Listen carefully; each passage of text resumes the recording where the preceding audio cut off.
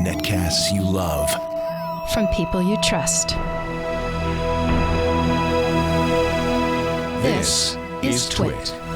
Bandwidth for the Tech Guy is provided by CacheFly. CacheFly.com. Hi, this is Leo Laporte, and this is my Tech Guy podcast. This show originally aired on the Premier Networks on Saturday, April 9th, 2016. This is episode 1277. Enjoy. The Tech Guy podcast is brought to you by Corning Optical Cables. Corning's incredibly durable Thunderbolt and USB 3.0 optical cables are longer, thinner, lighter, and stronger. Go to opticalcablesbycorning.com to learn more. And by Unity, the free personal media server. With Unity, you can access, stream, and share any media stored on your computers from your mobile devices. For more information and to download Unity free, visit getunity.com/techguy. GETYOUNITY.com/techguy.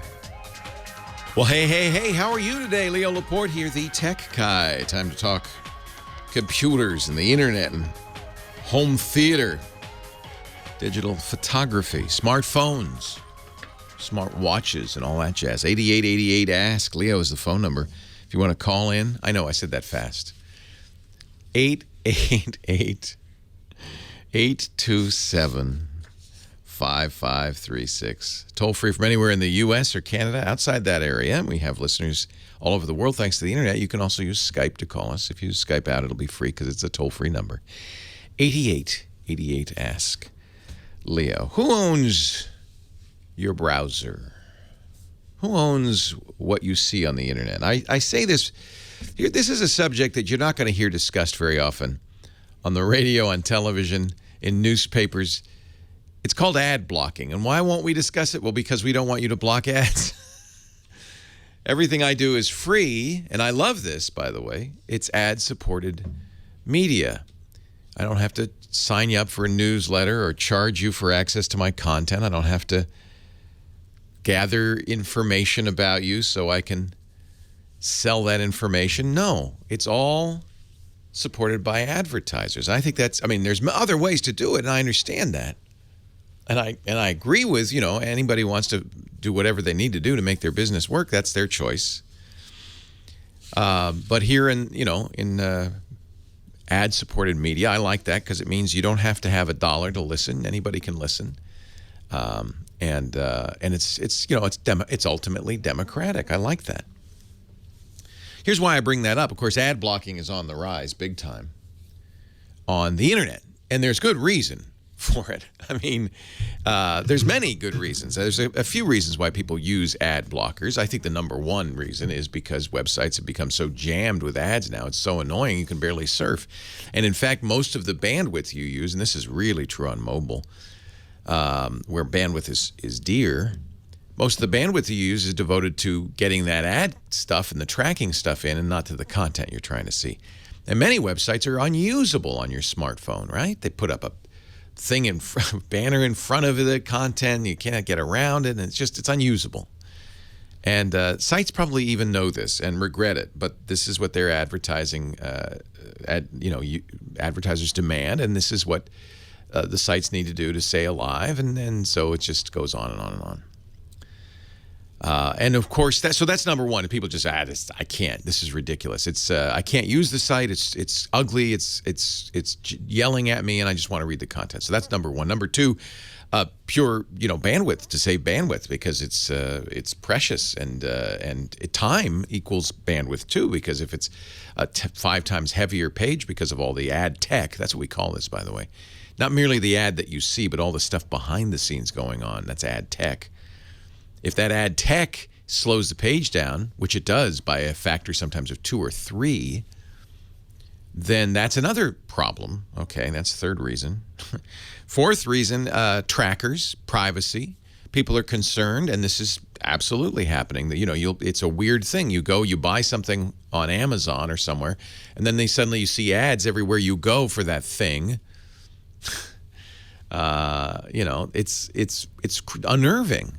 That's the ad tech too. So privacy is the fourth reason. The fifth reason, which is completely a legitimate reason, is security. You know, this just happened the other day. Forbes, which is a great site, good content. And when you go to Forbes now with an ad blocker in your browser, that software that will, block that stuff, it says, oh, I see you're using an ad blocker, and that's how we make a living. Please turn it off before you can't, please. The problem is if you do, and then you go to Forbes, oh, guess what? They had malware in some of their advertising that would attempt to infect your computer without your knowledge. You can't have it both ways, Forbes. You either have to be safe or let me in here with the blocker because I'm not going to go back at all. Is that what you want? So there's 5 really good reasons people run ad blockers. And of course, the reason that pages like Forbes don't like that is because that's how they make a living. I mean, the networks aren't crazy about TiVo and other DVRs that let you skip. TiVo now lets you skip right to the end of the ads. You press the D button on many shows, and like American Idol, I wanted to see the finale. Press the D button, boom, jumps right past the ad. And of course, that's how they pay for that very, very expensive show. There's no other way they pay for it. So I am completely sympathetic as an ad-supported medium. That's how I've been making my living for 40 years now. I understand, and I'm sympathetic. But so here's the question. Who owns your browser? See, when you surf, and the reason this comes up is there's a new browser out there called Brave. Good name. It's from Brendan Eich. He was one of the founders of Mozilla, the company that gives us Firefox. He's created this browser, and it does some interesting things. It's an experiment, he says. It comes with a built-in ad blocker, so you don't even, if you want to use an ad blocker on other browsers, you have to add an extension. But what's weird about it, it doesn't block. This is actually kind of the right ad blocker, in my opinion. It doesn't block ads from the original page, the originating page. So if you go to Forbes and Forbes was serving the ad content, but wouldn't block that. Only from what they call third parties, from ad networks coming in. But that's most ads. And then if the ad is compliant with the do not track, which most ads aren't, there's a setting in your browser, it's off, but you can turn it on. It says do not track. Don't follow me around. If I buy something, don't tell everybody I bought it and then give me ads for that for the rest of my life. If it's a ad that does that tracking, that doesn't comply, they'll replace the ads on the website with new ads that do comply, that don't track you. And then they take some of that revenue, but they share it with the publishers. And they say, we give you publishers better terms than they get from most ad networks. In other words, potentially publishers make more. 17 members of the Newspaper Publishers of America have called this browser blatantly illegal, a plan to steal content, and they threaten to sue. So here's the question. Who owns that browser? Brendan Eich, the creator of the browser, says browsers don't just play back recorded pixels from the publisher's site. Browsers are programs that you run that go out, get information, combine it, and display it for you. Browsers are free to ignore, rearrange, mash up, and otherwise make use of any content from any source. That's why Safari has a reader mode. You press the reader button, it cleans up the whole page. That's its right? Is that illegal? If a lawsuit were to be filed, if the courts were to be consulted on this, and the courts were to rule that no, a browser should display the page exactly as the publisher demands, this would be a disastrous problem. If the newspapers sued and won, they'd be forcing browsers to display the page exactly as the newspaper wanted it, would eliminate a lot of really interesting things that browsers do, would hobble the world of the future of browsers. And this is the unfortunate thing about this ad blocking battle is that the responses to the ad blocking sometimes are worse than the original. Look at Forbes. Look at this. So who is your should you be allowed to have a program that runs on your computer? By the way, that's also under assault, your computer. Microsoft and others really think it's their computer and their software. Where will it all end? Well, I hope you'll listen to the following ads, but I won't reach my long hand out and stop you from skipping ahead or making lunch. Leo Laporte, the tech guy. Your calls are next.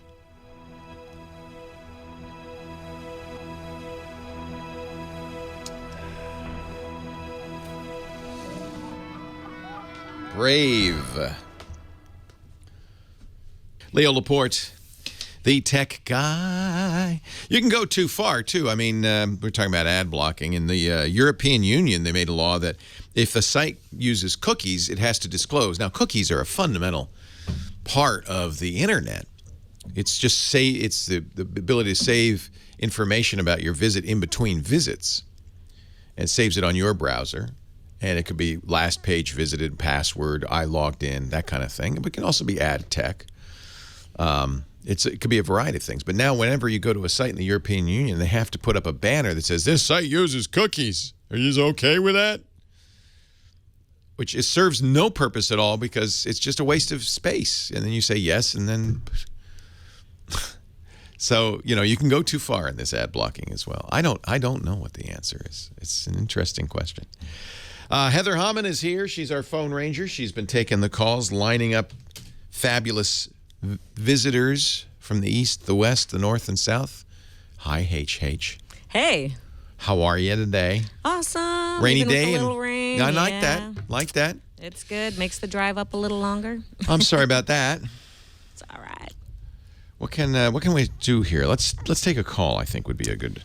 It's a great idea. Good idea. What do you say? Let's go to the middle of the U.S. in Wayne, Nebraska. Shannon, who has the same name as my cool brother. I like that name. All right. Thank you, Heather. Hello, Shannon. Hello, Leo. How are you? I'm well. How are you? I'm fine. I think I must be the original male Shannon. I'm 66, so I'm probably older than Heather's brother. A little bit. Who were you named after? Basically, it's an Irish name, probably after the river. Shannon River, yeah, County Cork or whatever. Yeah, that makes sense. Well, yeah. Beautiful area, actually. Yeah. Hey, got a problem. Marshmallow downloaded on my S6 on the April 6th. You must be Verizon. Are you Verizon? I am. Other people had that. Okay, that's when they did their download, right? Yeah, that's why I know, because you actually got it earlier than most. You got Android 6.0 on your Android 5 Galaxy S6. Yep. How's that been for you? Well, everything's fine except all of the podcast networks I listen to, the iHeart channels, TuneIn, Stitcher, SoundCloud, time out after between 2 to 5 minutes. Since and I haven't been able to figure out a reason why. Is that on both Wi-Fi and on the Verizon network, or? It is. Oh, that's not good. Yeah, I talked to a tech rep at Verizon since they have the service. They said to clear the cache on those programs, which I did. That didn't help. I removed the programs, re-downloaded, still doesn't help. So even Twit will time out on me after 3 to 5 minutes. And so that's important to me because that's my podcast. That's right. Now, I can stream the video, Leo, on most the video, podcast type things, but none of the audio work other than for 2 to 5 minutes. I can seem to hold video, so that might be a clue to what's going on. I don't know. So remember, one of the things that Marshmallow added was a new feature called Doze. Doze, which helps your battery life a lot. Okay. The idea being, instead of letting applications in the background willy-nilly turn on the radio to get stuff, they aggregate them and try to get them to do it all at once so that the phone isn't always on with the screen off, but in fact is dozing most of the time. And I would guess this is a Doze issue. And it's probably a permissions issue. So the best thing to do is to go into, I would go into the apps. You know, there's in settings, there's an apps listing, lists all the apps. Right. And make sure that you've allowed backgrounding for those apps. Backgrounding, okay. Yeah, I'm going to look right now.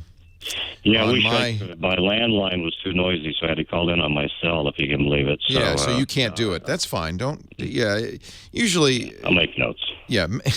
It's almost always a mistake to do these things while we're talking anyway, right? Because then it takes forever. Application Manager.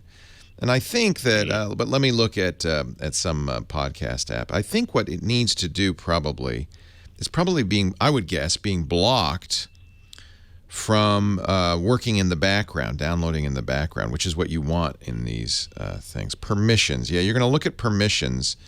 And in the permissions, you'll be able to, so you go to the app manager, you go to those specific apps and look at permissions and see if it's got the permissions it needs. That's just completely a guess on my part, but this is the biggest change from 5 to 6. And it's good because it means you should get much better battery life on the S6. Sure. I don't know if it's probably too early to tell on that. But now when you open the app and you try to download in the app, you're also getting that error message. Well, when I open the app, I get the app right away as per normal, and it plays as normal, but then it times out, after 3 to 5 minutes. I have to restart the app, and it'll play again for that 3 to 5. And like I say, it's across the board. It's not just one of the apps. Yeah, I would guess that's it, but I'd pick one app and uninstall and reinstall it. Right. What do you use for podcasts? Do you use Pocket Casts or? No, I'm just basically, when I talk podcasts, I mean anything I can bring in on TuneIn Radio or Stitcher. Yeah, okay. Yeah. I would uninstall one of them and then reinstall it. Stitcher and TuneIn both have accounts. If you've got an account, it'll remember what you subscribed to in previous. And see, because I think what'll happen is with the new app, it'll then at some point ask for permission to download in the background. You might also look at, somebody suggesting in the chat room, the data usage section of the settings. And see if you've got a limit set on your mobile data and if applications are allowed to use mobile data. I have unlimited on my program. So then you should turn it on because you would want them to download even if you're on Verizon data, 4G. So that's another thing to take a look at. Let me open Stitcher here. Upgrade data turn what on, Leo?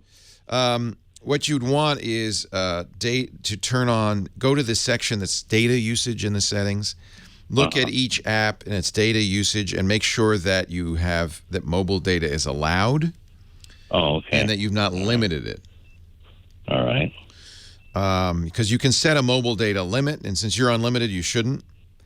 Okay. I'm looking at things that you could take a look at. If you uninstall and reinstall, the operating system will then reassign. Say, okay, we got to start from scratch on permissions. That might be another way to try it. Just try it with one of them and see if that helps. All right. Yeah, just unloading and reloading. Yeah, I'm just giving you ideas because I don't know. I haven't seen that problem, but I'm using an S7 which came with Android 6 Marshmallow, and so when I installed apps at that point, all the permissions.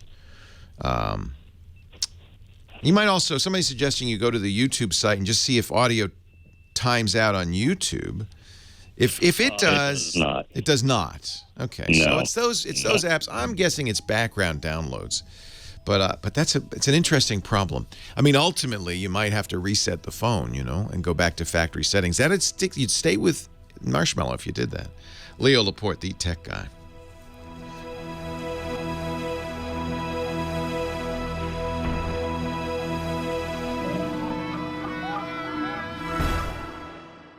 Scott Wilkinson is here. He's our home theater guru, editor-in-chief of the ABS Forum, and the host of a fabulous podcast, if I do say so myself. It is on the This Week in Tech podcast network, Twit. It's the Home Theater Geeks, because he's a home theater geek. Hello, Scotty. I am.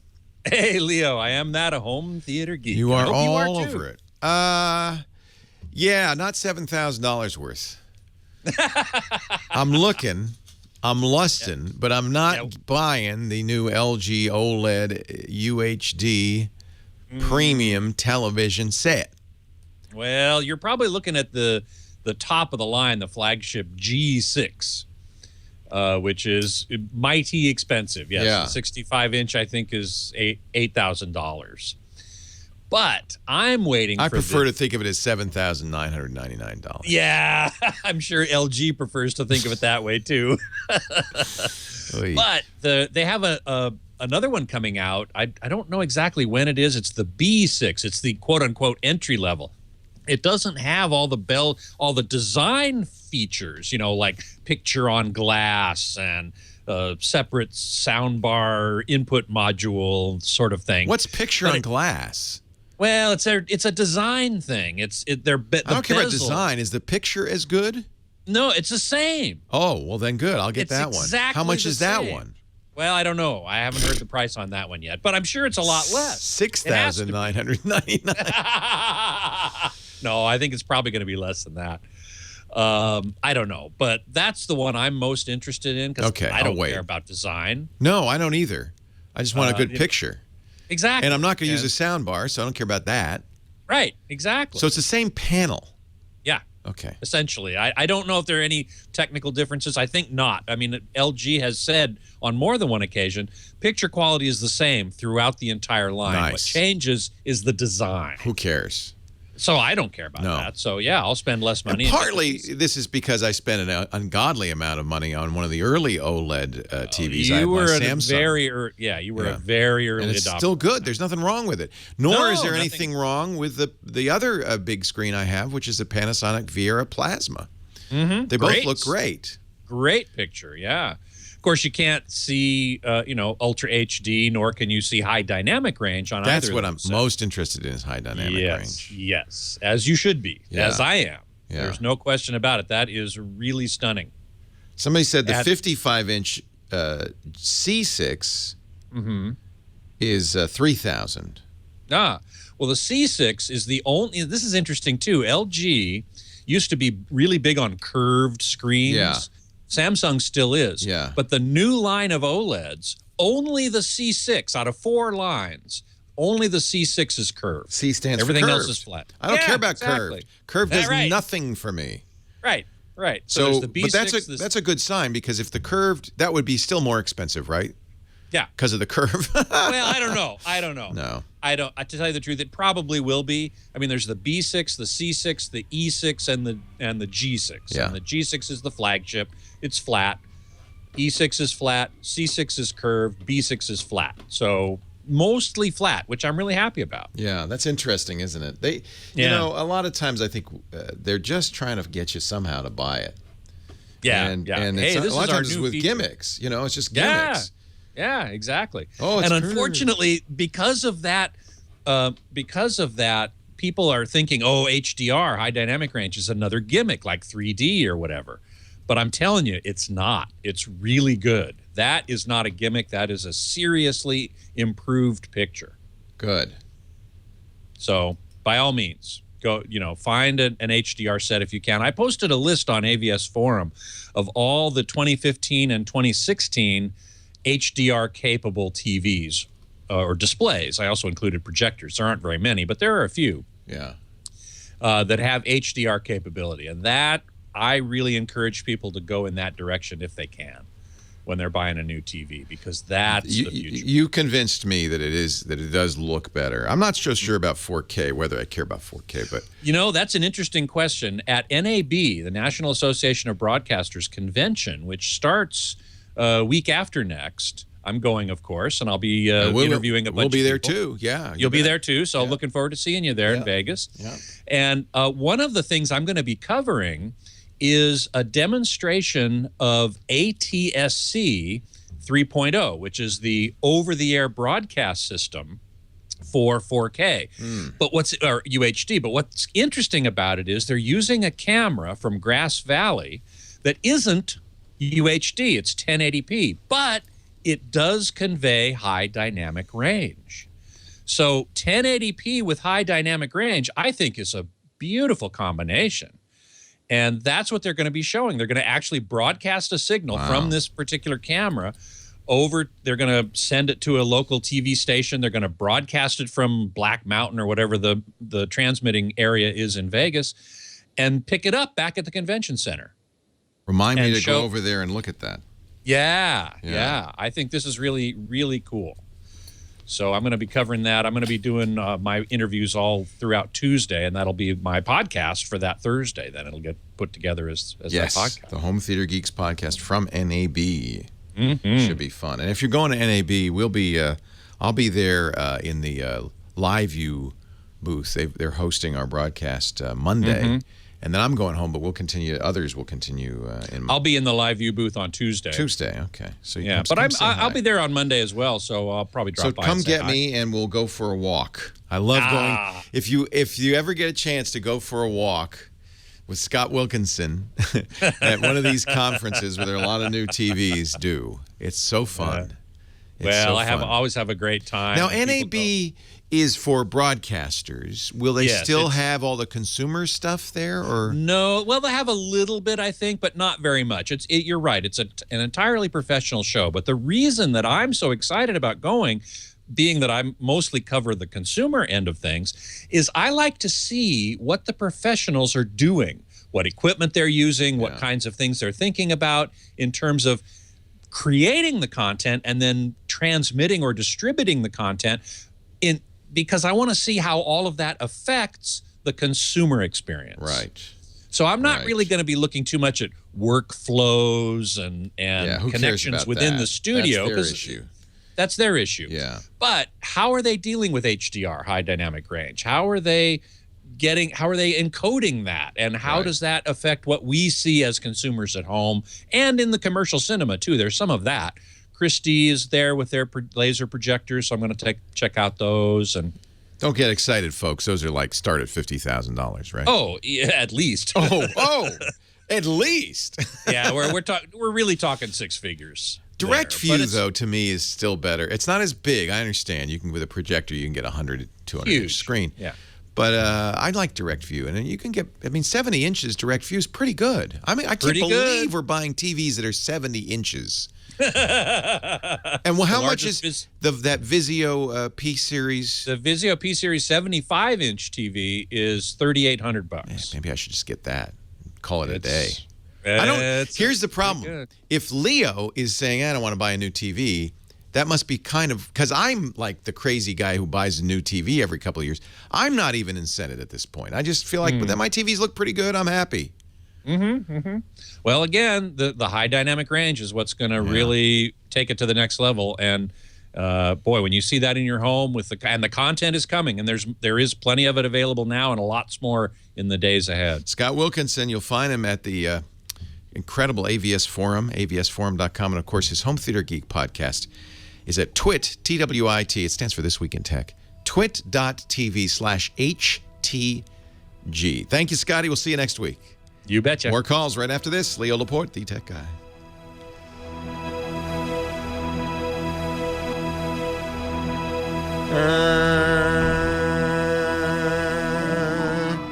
I'm all in on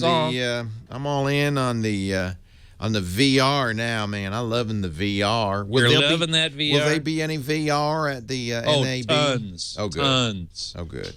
Tons. I always have a little trouble thinking about VR.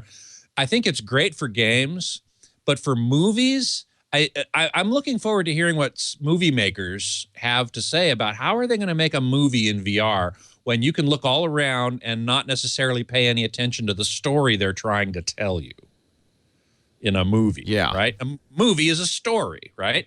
And that's so why the I'm not stories into the gimmicks. Yeah, exactly. I'm here for the show, the story. It's story. Although I want to see this, what is that Crazy Henry movie where it's your... Henry, yeah. Your first person.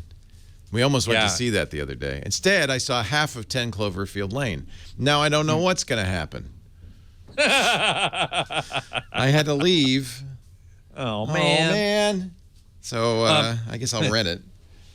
Speaking of next week, though, I said, you said see you next week, and actually I won't be here next week because I'll be at NAB. Oh. there's a conference going on before the actual show starts a week from Monday. Yeah. But there's a conference going on the previous weekend called the Future of Cinema Conference. Oh, fun. And that's going to be really fun. We're going to see, for example, apparently we're going to see a clip from Ang Lee's latest movie. He's going to be the keynote speaker at that conference. And he made a movie, oh gosh, I can't remember the name of it. Somebody in the chat room can help me, I'm sure. And it's we're gonna see it in high dynamic range, 4K resolution at a frame rate of 120 frames per second. Ooh. So this is going to be really, really interesting. Nice. And so anyway, that's Friday and Saturday and Sunday. Sorry, I'm leaving Friday. Gonna go to this conference Saturday and Sunday, so I will not, in fact, be here next week. Okay. For the show. Just so you know, it's not Life of Pi, Scooter X. It's something brand new. I can't think of the name of it. Let me see if I can find it here real quick, because it's getting kind of some publicity, but I have to first find it. Ang Lee. Why is my computer behaving slowly? Let's see. What is his latest movie that's coming out? Well, I can't find it off the top of my computer here, but I know it's something, and they're going to show this new high frame rate and so on and so forth. I'm also going to see lots of other HDR. HDR is going to be one of the main themes of NAB. So I'm looking forward to that tremendously. Awesome. Yes, that's it. Billy Lynn's Long Halftime Walk. Scooter X, thank you very much. I don't know why you can't remember that. Yeah, really. Why, that's obvious. That's a long name, so yeah, no wonder I couldn't remember it. Yeah. But yeah, they're going to show clips of that in high dynamic range, 4K, 120 frames per second. And so I'm really looking forward to that. I am not one of these people who says, oh, if it's more than 24 frames per second on a movie, can't be done. It's not good. I disagree with that. Did you watch that side-by-side movie about the move to digital video film from... No, I haven't yet, but I've got it. It's awesome. 99 cents. All right. Going to stick around for the top? Happy to. Leo Laporte, the tech guy. 8888. Ask Leo. Lewis in Hollywood. Hey, Lewis. Mr. President. Hello, sir. How are you? Fine. Before my tech question, I understand that the home office of the Twit Network will be relocating soon. We're moving to Sioux City, Iowa. No, I'm joking. We're going to be moving like a mile away. Not till August. I was wondering what's going to happen to my brick house brick, which I haven't had a chance to drop by and see. You better hurry. We built a beautiful studio. About 5 years ago. Gorgeous place. And we did it with your help and the help of 1,800 other folks who bought bricks. You know, it's like ballparks do this too. They do fundraisers. We sold bricks. And the bricks are on the wall. The bricks are mortared on the wall. The bricks are mortared securely on the wall because we live in earthquake country. Well, I've asked the contractor, and he said, well, we could probably take them off, but we're going to break a few. I said, what's a few? He said, well, I don't know, 20%. So I don't know exactly what's going to happen with the bricks. We haven't decided yet. But if you want to see your brick intact, you want a guaranteed view of it intact, you might want to come before August. Well, maybe you could do a video recording. I think we were going to take a high-res picture of... I think we'll certainly do that, high-res pictures of them all, and maybe make some vinyl wallpaper or something, just in case. Yeah. We're going to try to pry them off, but apparently that's a challenging thing to do, the way they were put on.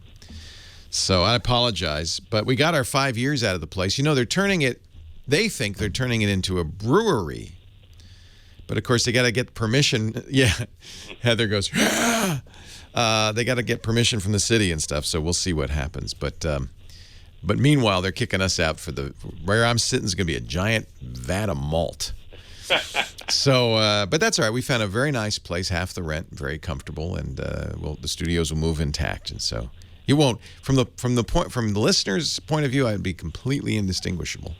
And actually, from our staff's point of view, there's some major improvements, including a proximity to another brewery.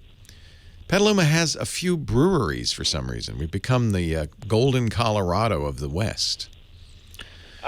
Leo, recently I started receiving mail from a company whose initials are LL, which... Not Leo Laporte? No. Good. For a monthly fee, they offer legal and other services. Oh, them. Storing my identity should it be stolen. Ah. And the monthly fee is either $10, $20, or $30 a month, depending on the amount of service I choose. Yeah. Are they worth it? Well, I have to tell you, they're a sponsor, as you know. So disclaimer there. And all I can say is I've been a LifeLock subscriber for more than 10 years. I got it initially because of my kids. Because identity theft does not discriminate on age. And the worst thing would be for somebody to have identity theft as a kid. Because that would, then your credit is a problem for a long time to come. Identity theft is just nasty no matter what. The question really is, how much help can a company give you to protect you? And this is my opinion, this has nothing to do with the advertisers. In fact, they won't let me say this on the ads because they have been sued by many states' attorney general. In my opinion, because the credit reporting agencies don't like them. The big three, Equifax, TransUnion, and Experian, most of the money they make, they make money in two ways. One, charging you for a credit report. You know that one, freecreditreport.com, that isn't free? Yeah. That's run by Experian. And then the other way they make money is by selling your information to companies that give you those free credit card offers. Where do those, you get in the mail every day, the ones that would be perfect for stealing, for identity theft, where does that information come from? TransUnion, Equifax, and Experian. So they really hate what LifeLock used to do. LifeLock used to go and put a fraud alert on your account just automatically and keep it up to date. And it was very effective. They sued. And they went after him, I think, in a kind of nefarious way. They got states' attorneys general to go after them for claims in their ads. And so now they're very constrained. This is kind of weird. I keep saying to them, guys, you got to tell people what you do because nobody knows. And they say, we can't, which I feel is really unfortunate. Sounds almost like restraint of trade. It feels like it. This is my opinion, although if you do some searches, you'll, for credit reporting agencies and LifeLock, you'll find, if you read into it, I think you'll come to the opinion I've come to. That this was really kind of a vendetta on the part of the credit unions who basically, they didn't shut them down. What LifeLock then did, which was very smart, they bought a company that does the back-end analytics for credit card companies. When you get a call from your credit card company saying, we're worried there's some fraud because your credit card was just used to purchase 2 tanks of gas at the same gas station at the same time, that information doesn't come from the credit card companies. It comes from a third party they contract with that does this data analytics, very high-end, I think, big data analysis, and says, look, these are flagged. LifeLock owns that company. So they actually have, I think, in my opinion, they have really good information about what's going on. Now, they're required in the ads to say things like, and again, this is me talking, not LifeLock. I don't want to get them in trouble. They say things in their ads like, no company can protect you against all identity theft and not all transactions can be monitored. Well, that's obvious. If I pay the newspaper guy $1, that transaction is not monitored. Duh. Why they were forced to do that by these lawsuits and consent decrees. They do monitor. They do a very good job of monitoring, in my opinion, better than if you go to Equifax or TransUnion or Experian, you're only getting a part of the picture. So you're getting that, and then they have, and then what they're allowed to sell, and what the ads mostly sell is this: we'll fix it if you get in trouble. That to me is secondary. That's what they have to advertise because it's the only thing they're really allowed to advertise. Is this help you fix it? But and certainly that's a part of it. But really, once you don't want to have it happen in the first place. So, do you need LifeLock? I don't know. You have to decide that. It is expensive. I admit it's not cheap. I've been paying for it for 10 years, and I don't plan to discontinue it at any time. And by the way, never had a problem. And that's another problem that makes it hard to sell their product. Their product is working best when there are no problems. And if anyone was going to have a problem, it'd be you because your life is... Well, that's one of the reasons. And so this is why, if you were in public and you were talking about things like security and credit card fraud, I think you would have to go a step beyond what a normal person would do. Yeah. What should you do as a normal person? You can do everything LifeLock does yourself. It's really up to you whether you want to pay for it or not. You can go and make sure you check your credit reports quarterly, and check them from all three, by the way, not any individual one. There are a number of services. My bank, for instance, gives me my FICO score and a free credit report. I'm at USAA, so I can check that information. There are ways to do that. If you have any excuse to put a fraud alert on your accounts, do. Those are challenging because it means that when you want to get a credit card or a car loan, you have to take extra steps. But I think that that's not a bad thing. And you know who I would refer you to? Dave Ramsey has an excellent article on fraud alerts and what to do with fraud alerts. And I trust him. Of course, he's a like me, a syndicated radio host. Unlike me, he covers money. And I would check his site. We'll put a link to it in the show notes. And he talks about these fraud alerts and how effective they are. They're a pain for you a little bit. I think it's worth it. And by the way, it's getting worse. We keep seeing these. The Office of Personnel Management, the IRS, Target, all these breaches. Hackers just released personal information about 60% of Turkish citizens because they got into a Turkish government database. Compromised more than half of all the citizens of Turkey were compromised. This is getting worse and worse.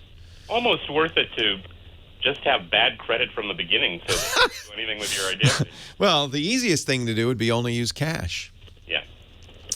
That would be the easiest thing to do, and not have credit cards. There are other solutions. There's lots of solutions. We talk about them all the time. One-time use credit card number is a great idea. I heard you talk about that. Yeah, there's lots of things you can do. Check your bank to see what they have. Banks are increasingly aware of this problem. They get hit by it as badly as you do. There's lots of solutions to this, but you have to do something, and I'm lazy. So I thought, hey, it's worth whatever it is I pay, $20 or $30 a month, to have that protection, and particularly for not just for me, but for my kids. That's why I did it. And as you say, as a public figure, I think I'm more vulnerable. I'm knock on wood. I've not been hacked, and I shouldn't say this out loud. I've not had any problems, but man, I feel like I'm putting myself on the line. And any celebrity, anybody in the security business, this is, we're prime targets. So you have to make your decision. They're an advertiser. Disclaimer: what I've told you is my personal opinion. Leo Laporte, the tech guy.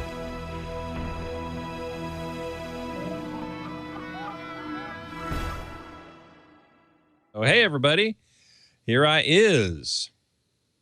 I've been chatting with a bunch of people here in the chat room. Let's see. One of them was, where's the list of HDR TVs? I just posted that in the chat room, so anybody who wants to check that out can go do that. I have not yet added the P series. I just realized I have to add that in. Let's see. Oh, in fact, speaking of the P series, user 4008 is asking, Vizio P 55 or 65, IPS or VA? This is a pretty good question. The P series is 4 sizes, 50, 55, 65, and 75 inches.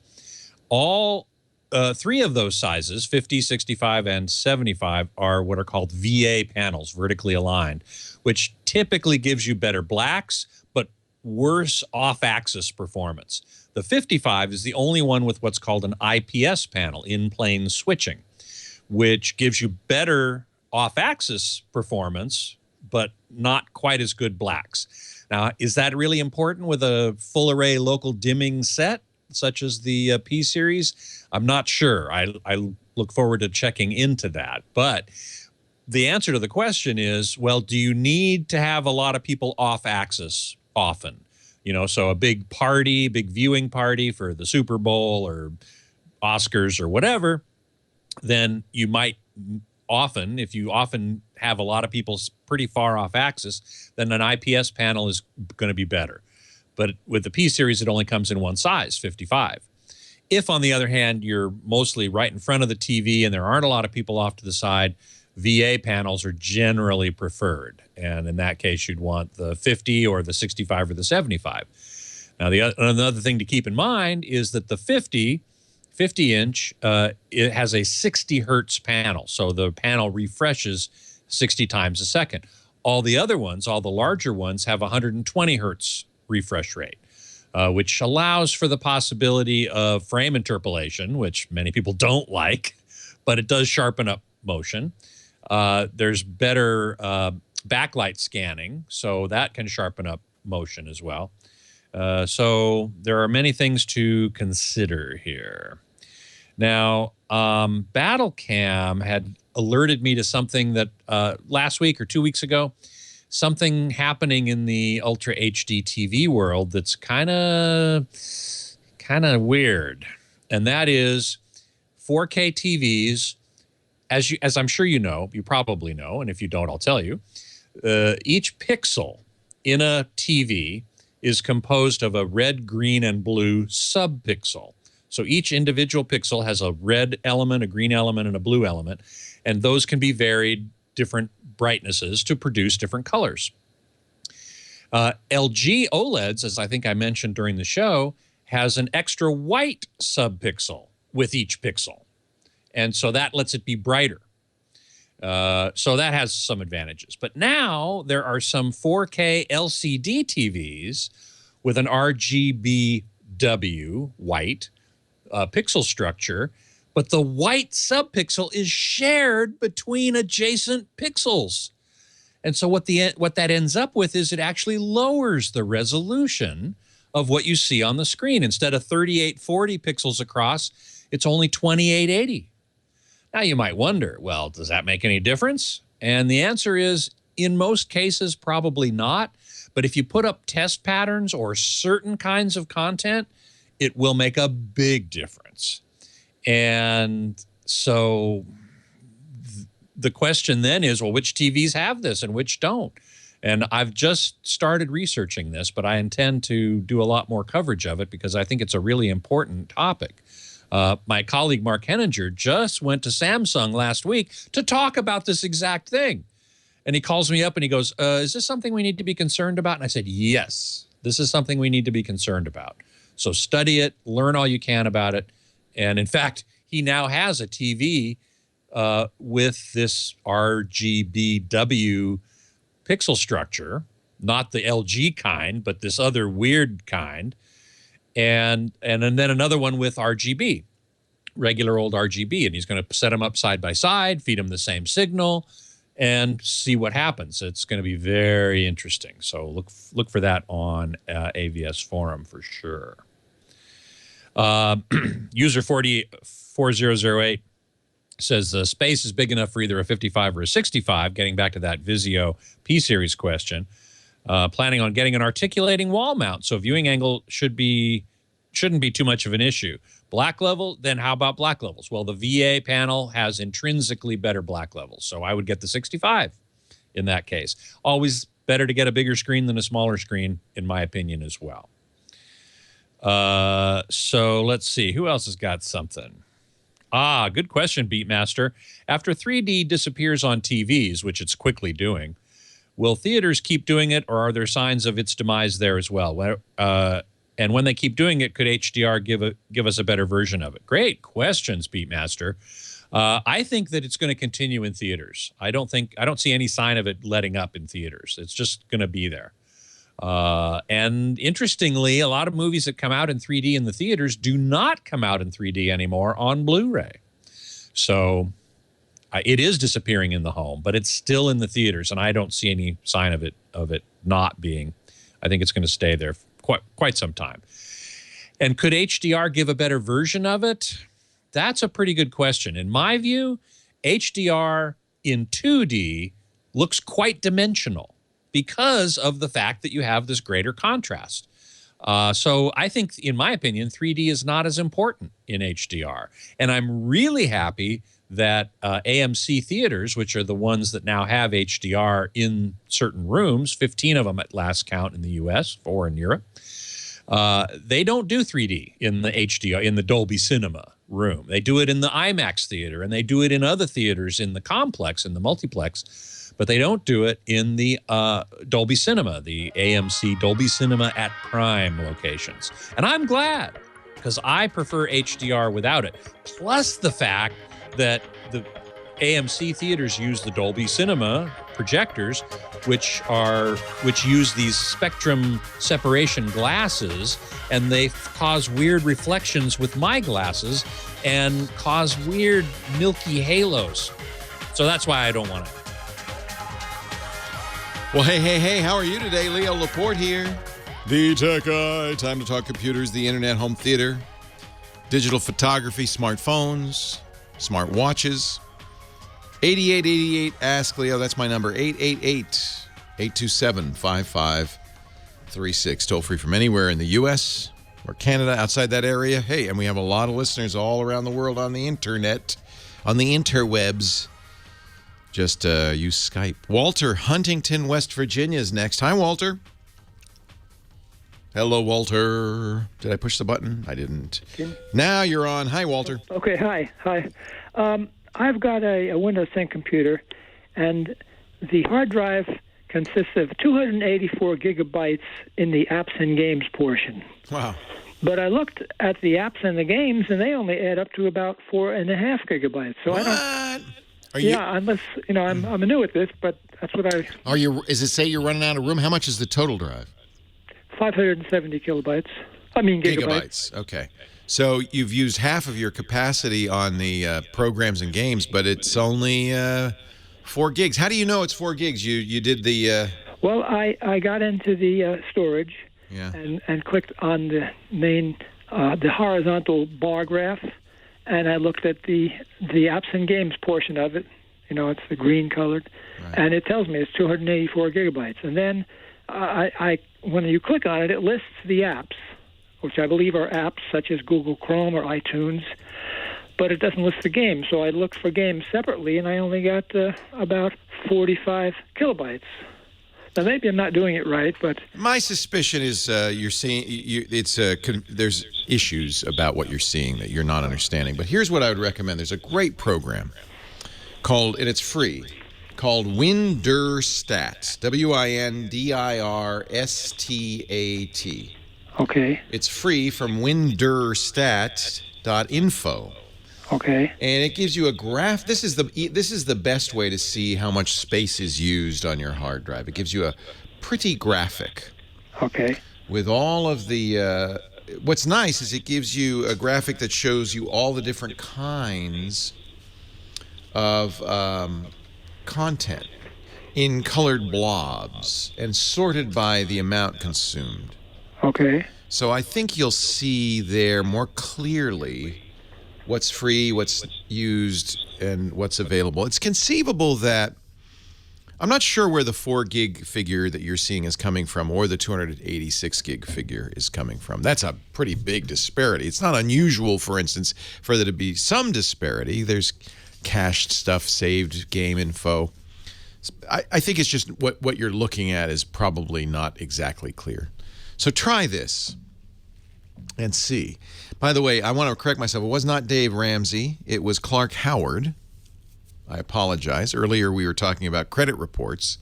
And thank you to D. Claire in the chat room for giving me the right link, which we will put in the show notes at techguylabs.com. It wasn't Dave. Dave Ramsey does have some good stuff on identity fraud and so forth. But clarkhoward.com. Clark, another show host, he talks about money, and he has some really good information. So I apologize, I gave you the wrong host, but they're both good. Love them both. What the heck, As long as they don't confuse me with somebody else, I don't mind. 8888 Ask Leo. So Walter, I hope that helps. And this is a program everybody should have. It's really fabulous. User 8944 in our chat room is suggesting that you run it as the admin in Windows. So if you're on a limited user account or a standard user account, just right-click the icon once you install it and say run as admin. You'll have to give it the administrator password, and that way you'll see everything. You want to make sure you see everything. So, there you go. Anthony, Westminster, California. Leo Laporte, the tech guy. Hi, Anthony. Hi, Leo.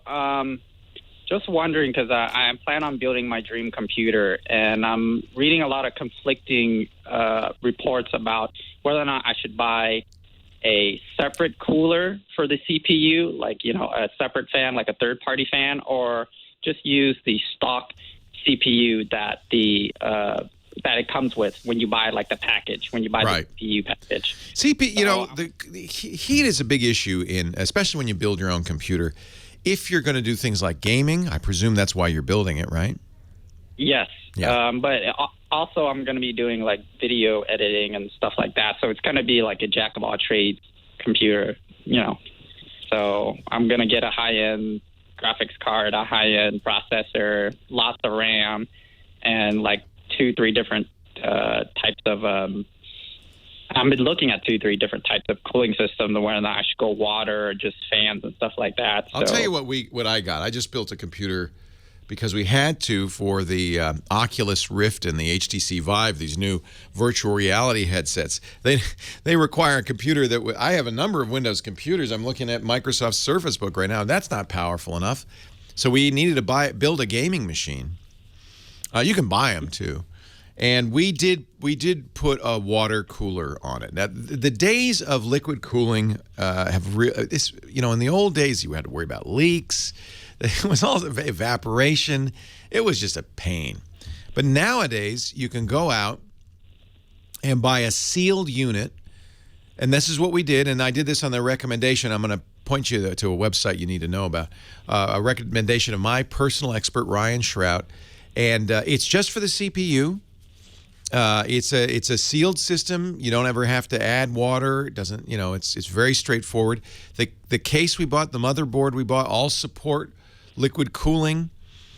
And if you're going to do one of two things, either drive your machine hard with games or you're going to overclock, then you really need to make sure that processor stays cool. And I'm very impressed. It also reduces the noise because you don't have to have big whooshing jet engine fans anymore. And so this machine runs a little bit quieter. So the information I got this from, and I would point you to this site, is PC Perspective, PCPER.com. And they have something called the Hardware Leaderboard, and they describe what to do to build a modest machine all the way up to a dream machine. They have 4 different builds. Highly recommend. It's what we used.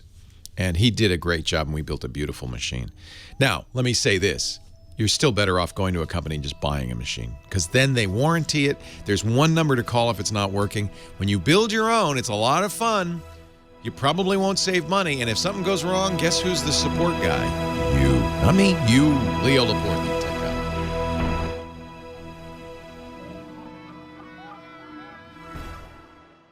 Optical cables by Corning.com.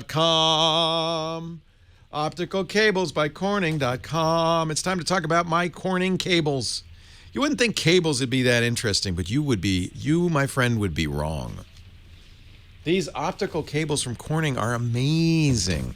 I remember when we first got fiber optic cables in the brick house. We got one of those big storage area network drives, and the orange fiber optic cables. And the guy said, whatever you do not tie them in knots. Do not bend them. And under no circumstances should you step on them. I said, what do you mean? I shouldn't do this? I shouldn't tie it in a knot? No, you shouldn't do. I shouldn't just like jam them, crimp them and jam them into these little holes here. Like, no, gosh, don't do that because it's glass. It'll break the glass. Well, see, these guys at Corning, what do? They do glass, right? They know glass. They have made fiber optic cables that work in the most difficult situations. I just tied it in a knot, for instance, and I'm crimping these cables, and I'm going to show you. It takes a bending, but it keeps on sending. These are cables. Now, you may say, well, what am I going to? I don't have a SAN. Oh, no, wait a minute. These are Thunderbolt cables. These are USB 3.0 cables. These are the cables you use all the time, and because they use fiber, they use glass. Here, I'll show you. This is a laser. See, it's blinking red. All right, and I'm just going to put this little they cut off the end of this so I could stick it in the laser. Now you would think with a knot in it and with a crimp in it, it wouldn't still send. Wait a minute, It's still sending data. Yeah, that's right. I'm going to do it some more. I'm going to step on this. I'm going to hurt it. It's fun. I get all my aggression out on this. Go to opticalcablesbycorning.com. You can learn all about these amazing new cables using new glass technologies from Corning. They're 50% thinner. They're 80% lighter than their traditional copper cables. That means you can go 60 meters with your Thunderbolt cable. That's 200 feet. 165 feet with your USB 3 cables. That means you can take that noisy drive and put it, which is what I do, and put it under the desk or put it down the hall or put it in a closet. These are amazing. Corning optical cables, longer, thinner, lighter, and stronger. If you go to opticalcablesbycorning.com, you can learn more. And then run out, and, I had some, but I think they're all gone. People have been taking my cables. They don't know about the kit yet. Opticalcablesbycorning.com. Okay, maybe I took a couple home too. They're the greatest. I'm telling you, this is the cable you want. Opticalcablesbycorning.com. And we thank them so much for their support of the Tech Guy. They know that you people appreciate good engineering. And they are happy to show you this stuff. USB 3 dot optical and Thunderbolt optical cables. Leo Laporte, the Tech Guy, 8888 Ask Leo. Steve in Hermosa Beach, California. You're next. Hi, Steve. Hey, Leo, long-time listener and sure do appreciate the advice. Well, thank you. Listen, two things I'd like to talk about if we could. One should be quick. It's new laptop time, and I've been looking at the Lenovo P50. Nice. I heard you a couple weeks ago say you're definitely moving away from Lenovo. So I shouldn't be too harsh on them. They did a couple of things, but I think they realized their error. They put spyware on their machines. Right. Is that gone? Yes. Okay. And it compromised their user security. I mean, spyware is one thing, but to compromise your security is another. And this was a dumb thing to do. They apologized. They withdrew it. I think that they've learned their lesson. Mm-hmm. And the thing is, they make really good laptops. I love their ThinkPads. I've had two Lenovos. One good, one, I'd rather throw it out the window. Yeah. And I want to avoid that. So I've been looking at the P50. It's got the new Xeon processor. And you can use dual PCI drives with a third SSD drive for data. Now, it's kind of a crazy laptop, really. I mean, absolutely. Yeah.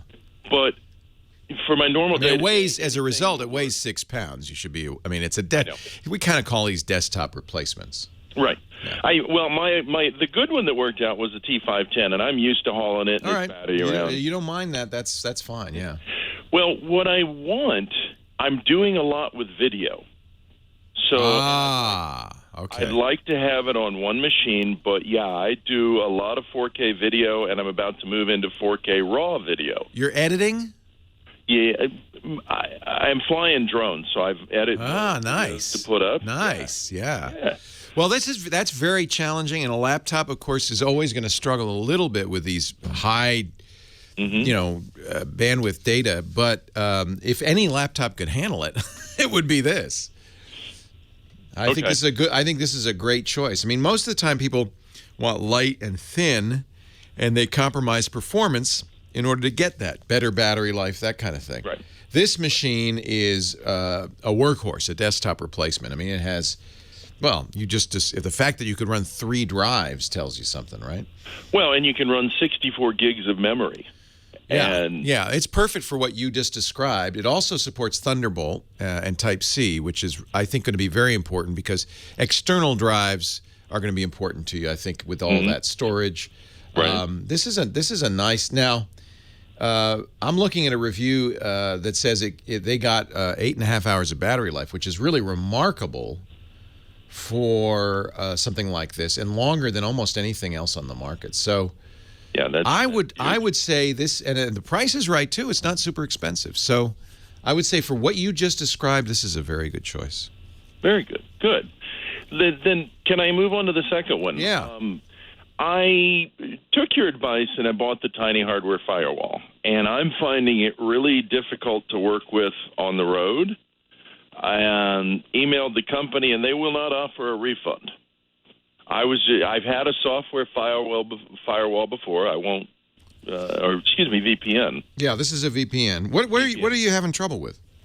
I can't configure it for the Wi-Fi, and they've said, yeah, I just put a trouble ticket in. I haven't heard back from them.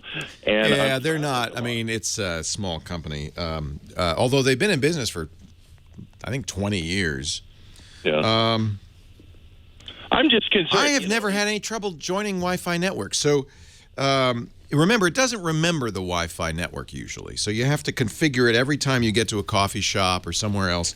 The first thing you do is you'll run the tiny, you plug in the tiny hardware firewall. My only beef with it at all is that the power connector is a USB, micro USB, and it falls out a lot. Yeah, all the time. So you just have to put it somewhere where it ain't going to fall out.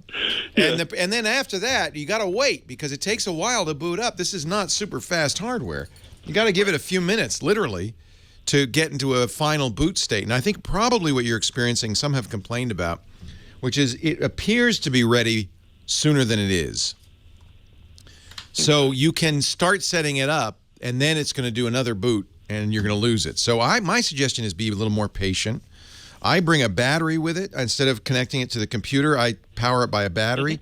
And I would say, you get to the coffee shop before you open your computer, before you order your coffee, before you do anything else, you power it up and you give it 5 minutes. I mean, I'm not kidding. You give it enough time. Don't be fooled by the lights. See, I just plugged it in. It's got a green light. That's not true. It's got to boot twice. It's going to go through the boots process twice before it's ready. And this is where I bet you're running into problems. The first time it appears to be ready, you can log into it. And then you'll put in the settings and it'll reboot and it will forget everything you've done. So patience. Give it 5 minutes. I use this in hotels all the time. I'll get to the hotel, check in, go up to the room, plug this in, and then put it somewhere and let it sit, unpack, take off my shoes. Then I sit down with a laptop and configure it for the Wi-Fi. And then I only use this for my phone, my laptop, my tablet. It will support up to 5 different devices. And I will only use this as the access point, not the hotel's Wi-Fi.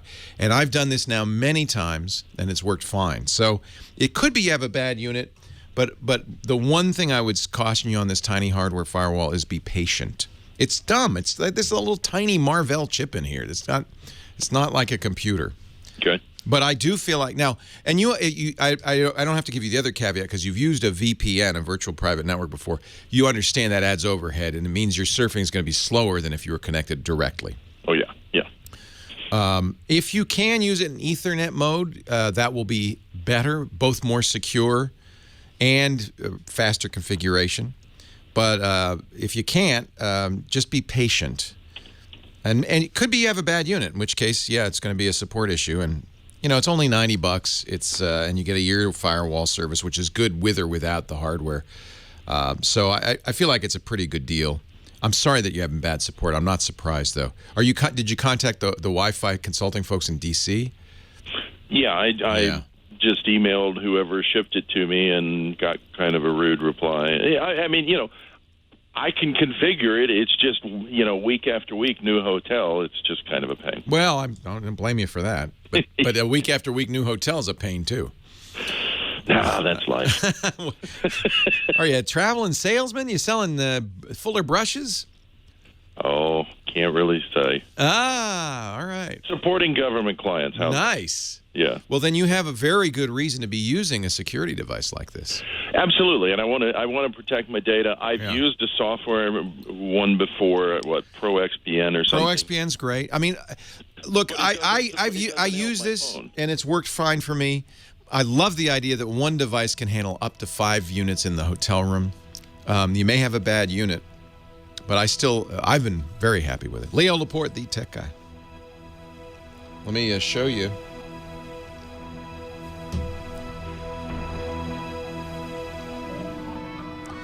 So I've given enough time, I think, by the way, this is also confusing.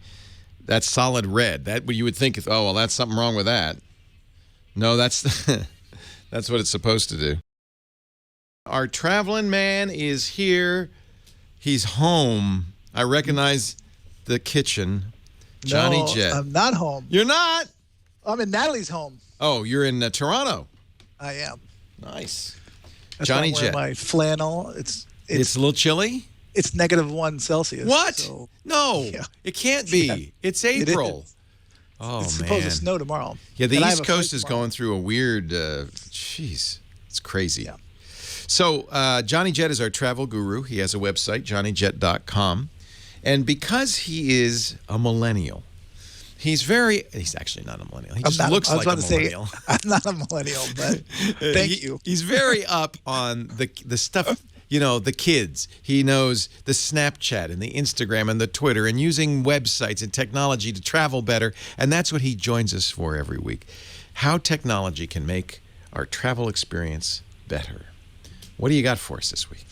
So actually, one of your readers sent me an email, and they told me to talk about this one subject, which actually is my tip for Monday, and it was already planned. Oh. But so the airlines, Delta, American, and United have been charging travelers much more than they should for multi-city trips. So let's say you're flying, for example, the AP just wrote a story, New Orleans, Dallas to LA. And so instead of doing like one ticket from New Orleans to LA and back, you're gonna, you're stopping in Dallas for a night or whatever. That ticket priced out at $289 using their multi-city function. But if you price them out on a one-way ticket, each leg one way, you will save up to $116. So the airlines, they're actually one of the representatives is now looking into it because it's it should be illegal the way they're pricing it out. But for consumers, my advice is instead of booking multi-city tickets, at one shot, price them out at one ways first. Does that make sense? So you'd buy 2 one-way tickets? Exactly. And that's usually how I book my tickets anyway. So, I'm in Toronto right now. And you I only booked buy one one way. leg at a time. You don't buy it around. Exactly. I always thought it was cheaper to buy round trip. In certain cities, especially in Europe, on the big carriers, not on the low-fare carriers, but like Alitalia or France, it's usually cheaper to buy a round trip, even if you're not using the return leg. Really? Wow. That's a whole nother story. So really, the message is try a couple of different ways to see which is the most affordable. So I always, I usually look at multi-cities, and then I'll price it out, but then I'll also do one-way tickets. And, a website great for that is Google Flights. So they make it real easy. On my website, you can't even do multi-city. Google bought the company, ITA, that is the back end for most of these travel agents. For sure. They spent over $1 billion. I used to see these guys at the trade shows before Google bought them, and I used to meet with them. These guys are just rolling in the money now. But their software is great, especially for multi-city trips. But again, you now want to price it out one ways, all right, because it will save you money. Okay. And actually, your reader who sent me this thing said he bought 3 separate one ways and he saved over $1,300. I have no idea where he was going, but it had to be internationally. But that's the kind of money you can save. Wow, that's really that's kind of counterintuitive. So for sure. I got a San Francisco to Paris round trip, $1,202. But if I did one way, well, no, I'm not talking about just a simple round trip ticket. I'm saying if you're flying San Francisco to Paris, and then you wanted to go to Rome and then back to San Francisco. Got it. Now I'm going to add another one. I get it. So multi-city, and then do you look at each leg separately? You would have to, yeah. That's a lot of work. And actually, I was just pricing one out. I was going to Montana in a month or two, and I was just pricing out separate one ways, and it saved me money. Wow. So, but look into it anyway. And speaking of saving money, I don't know if you get my deals newsletter, but I just sent it out about an hour ago. There must have been some kind of mistake fare because they were offering under $200 round trip to Europe from the West Coast and East Coast. I'm sure that fare is gone now, but you can try it. I put it in my Twitter feed if you don't get my newsletter. But also that are deals that are still good. San Francisco to Shanghai, $525 round trip, including all taxes on United. Or if you want to stay domestic, DC to Burbank or vice versa for $253 round trip. And this is United's having a sale. Usually it's American. And now you know why Johnny is a professional traveler, because it's pretty much taking every hour of his day just to get the tickets. Well, I spent so much time this morning just booking tickets. Wow. And, wow. But now, why don't you use a travel agent? I guess this is part of your job, huh? well, I do on certain things. So especially if I rarely ever buy a business class ticket, but if I am, I use a certain guy who can get me unbelievable deals, business class for international. But I also will price out especially multi-city tickets through a travel agent. Now, how does he get better deals than you do? They just know, some of them just know different tips and tricks. They might, especially if you're flying internationally, sometimes they'll book a ticket. Let's say if you're going to Bangkok, they'll reroute it through Colombo, Sri Lanka, and they'll save a significant amount of money. So there's all kinds, and plus I recommend using travel agents for, cruises again, or, if you're doing a big family gathering or a party or a honeymoon, something that you do not want to mess up. So look into that stuff. But Wow. I do have a new app for you. Yes. This one is called Grab, Grab. Okay. And about a year ago, I mentioned a similar one. It's called AirGrub, but they're only in 3 airports. And these guys, so if you're in a hurry and you want to order food and you don't want to wait in line, you can get on Grab. It's available free on iOS and Android. And right now they're in Atlanta, Austin, Fort Lauderdale, Denver, and New Orleans, but they're expanding. And you can order whatever you want, pay for it, and then you go to the pickup counter line and you're on your way. So it's great if you have a tight connection or you show up to the airport late and you don't like the airplane food, or your plane probably isn't even serving food if you're in coach. Some of these places, man, the lines are so long. They are. Who has time? Now, what they really ought to do is bring it to you at your gate. Well, that would be nice. They got to get some Segways and get some Grab employees at these airports and just bring me my burger. That would be real nice. Wouldn't that be awesome? But and speaking of long lines, I just flew here 2 days ago from LA, and the line for security is around the corner. If you do not have TSA pre-check, you need to show up to the airport extra early. We talked about it before, but when I saw those lines, and this was on a Wednesday. Yeah. Was it a Wednesday? It was I gotta get me some of that global traveler. Global entry. You need global entry. If you go to Canada, you need Nexus, which includes TSA PreCheck and global entry. If you go to Mexico, get Century, and it includes the others. So, but yeah, it's the way to go. Sadly, you have to pay for it to expedite your way through security, but it's worth the $85 they charge for 5 years. But again, get the global entry. It's $100 for 5 years. It includes it, and it's great for when you land internationally. You can just zip through because those lines are ridiculous as well. And if you pay with a certain credit card, like an American Express Platinum card, they will refund you. They'll reimburse you. Yeah. So very nice. I should do that. And that's all I got for you. Well, that's all I need. You've given us many things to help us travel better. That's Johnny Jet. You'll find him at johnnyjet.com. He's on the Twitter at Johnny Jet, JOHNNYJET. He's on the Instagram, same name. Are you Snapchatting? I was doing Snapchat for a little while. It's really difficult because Snapchat, what I love about it is that it's real time. Yeah. But the problem is you can't enjoy the moment when you're in Snapchat. No. So at least with Instagram, you can, just quickly take a photo and then later in your hotel room. A commitment. It is a commitment. You gotta care. And all the millennials are on it. Oh yeah. And I do snap my niece and my nephew mostly, but I only snap when I've got a little time. Hey, thank you, Johnny. JohnnyJet.com. We'll see you next week. Leo Laporte, the tech guy.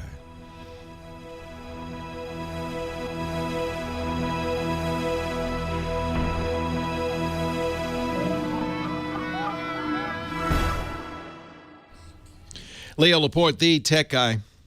8888. Ask Leo. Let's move on to Richard in Omaha. Hi, Richard. Hey, Leo. Welcome. What can I do for you? Well, I got a problem. I just moved from California, and I've got T-Mobile phone service. Okay. And the phone service back here in my apartment and in the city itself is really bad.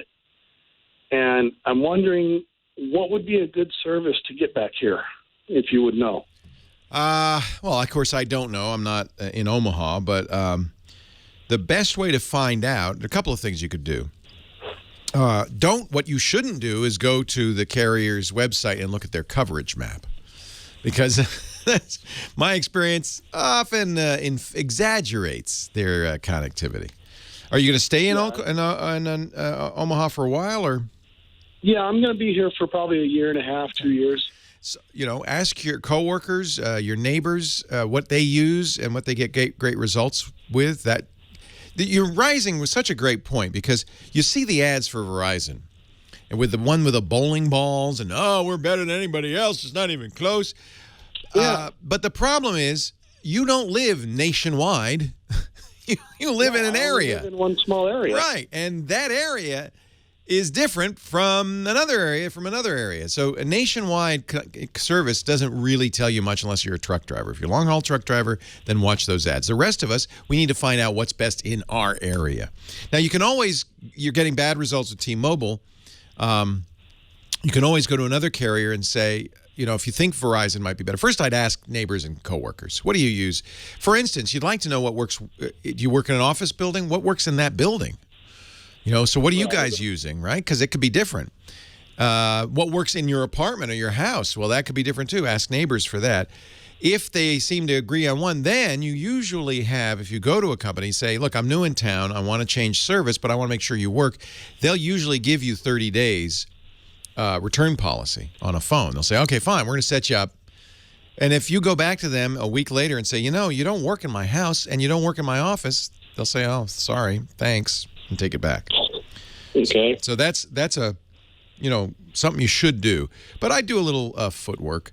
There are websites, DSL Reports, one of my favorites. They report on ISP capabilities, but you can also get information about 4G there. In fact, that's the speed test that I use. I just used it a minute ago, actually, to check my VPN speeds. And as a result, people using speedtest.dslreports.com, they have a lot of information about connectivity all over. So that's very useful. When you do the speed test, they'll say, are you on 4G, 3G, cable, DSL? What are you using? And so they can collect information. And then they also ask people to post on their forums, what kind of service are you getting in this area? Oh, okay. So that's a nice place. The one that does the tests for Verizon and AT&T is a company called RouteMetrics. And you can go to routemetrics.com. The fact that they get paid by the carriers makes me a little less likely to trust them, but it's just more data. Okay, so routemetrics.com, dslreports.com, but the best, of course, is going to be your neighbors and your coworkers. Okay, thank you. You're welcome. Yeah, that's a that's a question that really does vary everywhere. Verizon, which was originally 9X, the New York cell phone company, is great in New York City. Not necessarily great in Omaha, though. I don't know who's great in Omaha. AT&T, probably. One of the nice things about T-Mobile, and other companies are starting to do this, I'm a T-Mobile fan because we have great service here in Northern California, and it's kind of the number 4 company, so not a lot of people use it. I'm a little disappointed T-Mobile's been growing so fast, because that means my service is going to go downhill. They're getting successful. Darn it. But one of the things they do, which is nice, depending on the phone, but if they do it on an iPhone, they do it on my Galaxy S7, is Wi-Fi calling.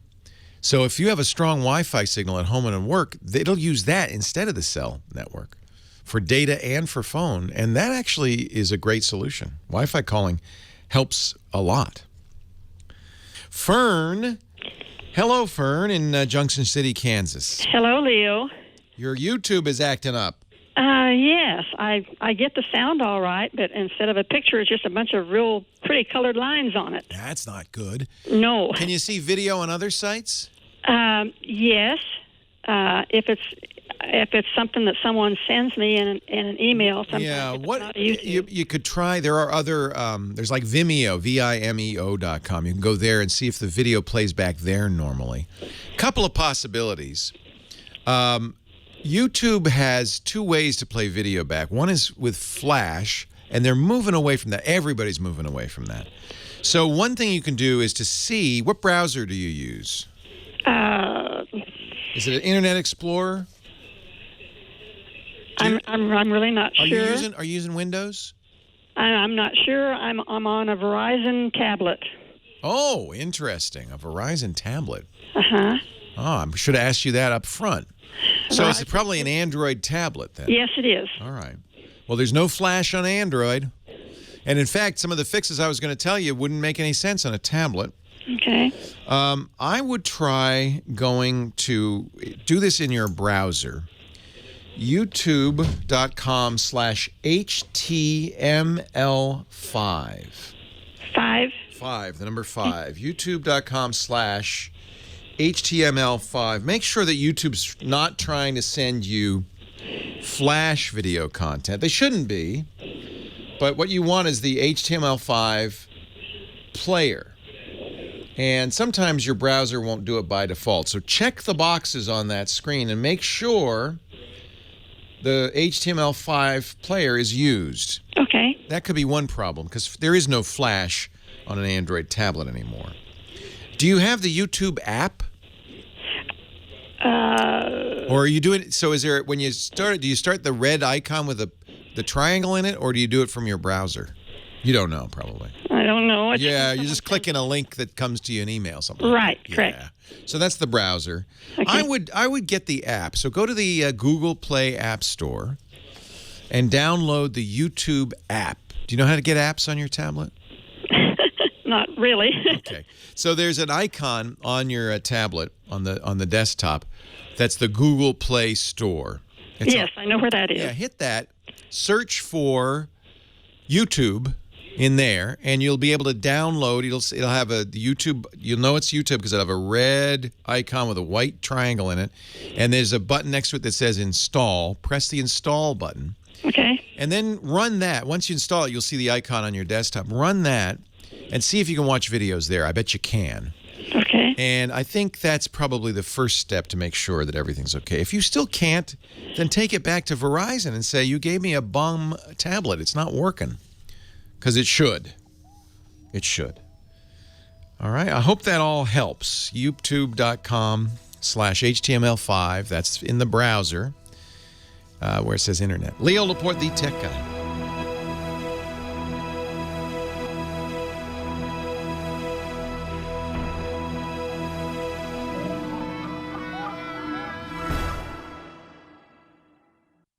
Unity. YOUNITY.com. It's not often we have an advertisement for a product that's 100% free. This one is 100% free. But it's so cool, you're going to want to know more about it. It's getunity.com. GETYOUNITY.com/tech guy. You know what? I shouldn't even have to tell you what it does because it's free. Oh, all right. I'll tell you what it does. It lets you take your media everywhere. Imagine at home on your computer, you probably have movies and music and pictures and all sorts of stuff. Wouldn't it be nice if you could stream your movie collection to your tablet or phone while you're traveling? Share the media on your hard drive with your friends peer-to-peer. Your friends even can stream it directly from your computer. And you know what? You can install Unity on every computer you want to access. And Unity's smart enough that it will dedupe. It'll unify all your media into one organized menu on the Unity app. That is awesome. That is awesome. Works on iOS and Android. Works on all computers. And it's free. You could stream and share GoPro videos, stream and share Lightroom or Apple Photos, libraries of photo albums. Use AirPlay if you want to stream music or video to your TV. So you stream it from your desktop to your phone and AirPlay it to your TV. It all works. It's amazing. Unity, free, easy to install, personal media server. I almost hate using that phrase because that makes it sound complicated. It's not. You just install Unity on your system. It automatically goes out, finds all the content, and shares it. Makes it as easy as possible. Completely secure. Really fantastic and free. So install it on your Mac or PC right now. Once you're done with that, download the app on your iOS or Android device and hit the road. Take advantage of the fact that it's free right now. Get Unity, GETYOUNITY.com/tech guy. And we thank Unity for their support and for a great product. We use it all the time. John uses it to stream as he's watching he's watching a movie in the lunchroom. I say, how you doing that? Where are you getting that from? Oh, it's on my.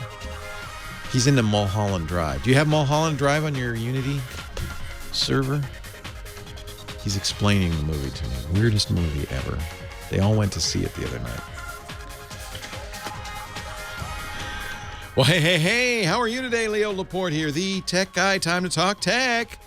That means computers and the internet and home theater and digital photography and smartphones, smart watches, all that stuff. 8888 Ask Leo is my phone number. 888-827-5536. Toll free from anywhere in the U.S. or Canada. And we're going to just keep going with the phones. We've got lots of calls. Thanks to Heather Hammond, our phone ranger. Brad in Los Angeles is next. Hi, Brad. Hey, Leo. How are you? I'm well. How are you? Good. Thanks so much for taking the call. My pleasure. I'm not computer savvy at all, so all this stuff is new to me. I am posting some videos on YouTube now. Some videos that we really want to kind of go viral and get the word out for a new show we're producing. And I want to know the difference between embedding and sharing, because I have a YouTube page where we've cleaned the video, but then I was told to either embed it or share it to my website. Yeah, there's two different ways you can share a YouTube video. You can send somebody a link. Remember our last caller? She's get links in the email. She clicks the link, the browser opens, she plays it back, and it gets lines. Sure. That's sharing. Embedding gives you a code that you could put in a web page that, and you've seen this before, the YouTube videos in your page. They don't have to leave your page to watch the video. You just press the play button. That's what I did. I just wanted to make sure that I didn't mess it up, because it was one of those things where we were kind of deciding, do we send people directly to YouTube because we want all the clicks to count on YouTube? I don't have a count. It counts either way. It doesn't matter. A play is a play is a play. And does the title make a difference? It doesn't make a difference in terms of embedding. It makes a huge difference in SEO. And since you want to go viral, your best title would be something like Topless Rihanna Sings Songs by the Late, Great David Bowie. I think you'd get some hits. And I wouldn't be misleading anyone with that. And it wouldn't be misleading because, I don't know, you'd have to figure that out. Yeah, well, that's the thing too. I had our current title is it's a series called Zombie Fallout, but it's Zombie Fallout music video teaser because it's a terrible title. It's too real, man. Okay, so now here's how viral. By the way, nobody knows how to get stuff viral, but I think we're getting a better idea of it. Okay, sure. Zombies good, but you can't. What the rest of that stuff? What was that? I don't care about that. You got to find something. Will I lose my current views if I change the title of the video? The views are the views. Yeah. So, and what you're looking for is the terms people are searching YouTube or Google for. Okay. You want to get those words in the title. So, tell me what this is. It's Zombie Fallout. It's a new series by a horror author, Mark Tufo. So does he have a following? He has a huge following. He's got a. Why don't you use his name then? You think people will be searching for him? Make sure his name's front and center. Zombies is good. Zombie Fallout's good. I would put his name first. Mark, let's call it Zombie Mark Fallout. Tufo. Yeah, Zombie Fallout. So if you look at the current video, it's Zombie Fallout music video teaser, which you said you hated. But you said I can now, how do I go into my YouTube and change the title without losing those? You won't lose anything. You just edit it. The video, the hits accrue to the video regardless of the name. Okay. So don't put a new video up. Don't change the title in the video. That doesn't even matter. It won't. The video title in the video could be X136A23 because nobody sees that. They see the title the text title you give it on the YouTube page. That's what matters. Okay. All right. So one of the funny things that we did was Whip Me Nay Nay. It's got 600 million hits. Yeah, on right. YouTube. Okay. Yeah, right. What we did was we wrote a heavy metal version of Whip Me Nay Nay. Good. Heavy metal Whip Me Nay Nay. Big hit. Heavy metal Whip Me Nay Nay. Big hit because people are searching for Nay Nay because they want to learn the dance. Now, there's a fine line between misleading. Yeah, that's what I'm worried about. Yeah, in fact, go ahead and try to find any viral video of the last 10 years on YouTube. And search for I don't know, Star Wars, guy, or chocolate. Search for Chocolate Rain. The last thing you're going to find is the original Chocolate Rain video, because everybody and their brother has a variant of it, and those are all going to show up before the original. It's very hard now to find original, viral memes because Whip Me Nay Nay was original. If you do zombie heavy metal Whip Me Nay Nay, man, that's SEO gold. SEO gold. Yeah, we posted it yesterday, and we've got 10,000 views. Well, and you're my doing big great. worry was that's great. Yeah, well, as far as his Facebook and his social media, I expected more because of all the different avenues he's got.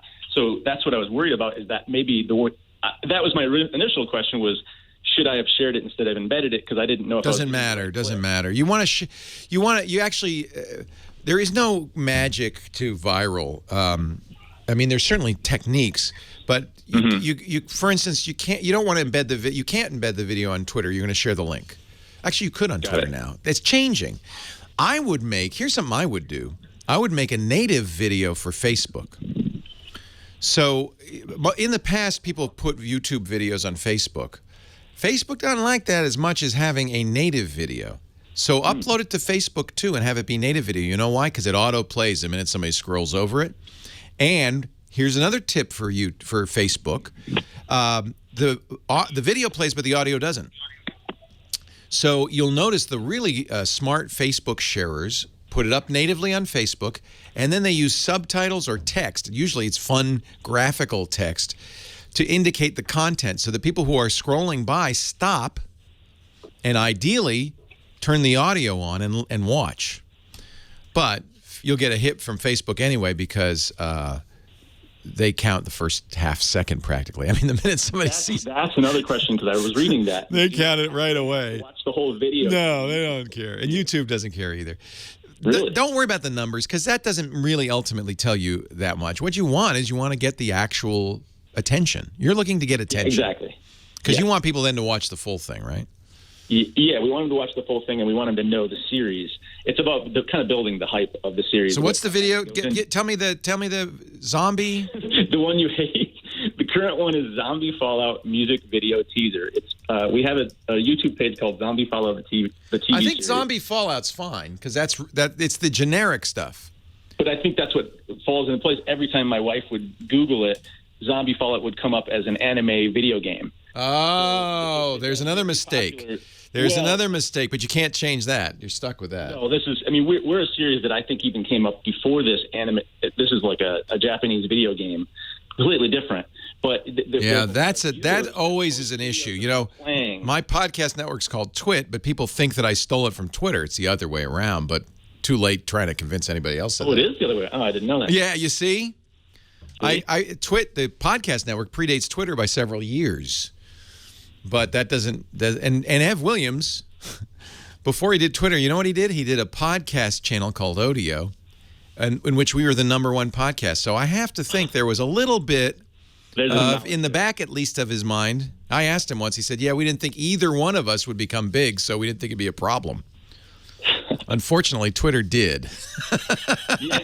And now everybody, including you, think I copied them. No, I didn't think you copied them, but I didn't. It's an interesting coincidence, right? But see, watch this, because people are going to think you copied Zombie Fallout instead of vice versa. Sure, yeah. Anyway, so you did the best thing, which was, and by the way, I like, there's the word giveaway. Remember, you're going to be doing what people are going to search for. Free. It's kind of all sleazy, though. So I like the integrity of Zombie Fallout music video teaser. It says what it is. There's some integrity there. So don't listen to me. You'll get more hits now that you mentioned it on a national radio program.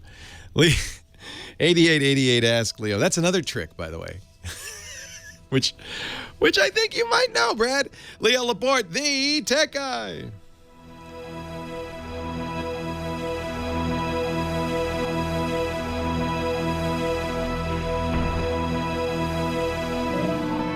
Nice makeup. This is no low-budget zombie video music trailer. Leo Laporte, the tech guy. 8888 Ask Leo, that's our phone number if you want to talk high tech with me, and David does. He's in Los Angeles. Hi, David. Hi, how are you? Listening to the great KFI, our mothership. I'm great. What can I do for you? Well, I am desperate to ask you about two things that Apple can't seem to help me with. I have a Mac desktop that after about 10 hours goes from sleep mode to shut off mode, but when I turn it on or I hit the computer in the morning, I have to go to the first screen, put in a password, which doesn't do anything. It then cancels and sends me to the turn on where I have to put my name in and then my password. Yeah, I've had this happen on a Mac laptop, actually. Have you? Yeah, okay, it's very frustrating. The store couldn't help me, and I just have to keep playing with it till it turns on in the morning. Yeah. It happens about 10 hours after it's been in sleep mode, but I can't find anywhere. So I have a laptop that I use on the shows. And this is exactly the same thing. As long as I use it every day, it was no problem. But then I have a 2-day period of 2 days off. I'd come in after my weekend, and I'd try to start it up, and I'd have to basically force shut it down. I'd have to turn hold the on-off button until it went dark, and then start it up again. And what I started doing was just at the end of the weekend, at the beginning of the weekend, just log out, shut down the thing, and then one day it stopped. So, really? Yeah. Okay. So I do think that you are on to something, that there is some issue. But as as a sufferer, as a fellow sufferer, I never was able to find out. I presume you've looked in the energy saver system preference pane. And I've been through everything: security, saving. Yeah. And this was a laptop. Yours is it an iMac? You say desktop. Mine's the large desktop. Yeah. And you keep it up to date, right? Yeah, and it always happens. I can use it at night, say 11 o'clock when I'm up at 6 or 7 in the morning. Then all of a sudden I've got to cancel out my login screen. Yeah. Then I wind up on this other screen. Yeah. And the bad thing is I think I may have done it. No, I've done it. It's exactly the symptom I had. Oh, okay. So a couple of things I would try in the energy saver. Don't put the hard disk to sleep when possible. Uncheck that box.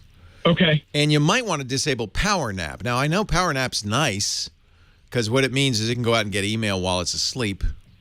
Right. But I play with that anyway. I mean, see if it does anything. You could turn off computer sleep entirely, but then you're going to be using power even when you're not using the computer. Gotcha. All right, let me ask you my more serious one so I don't take your time. Okay.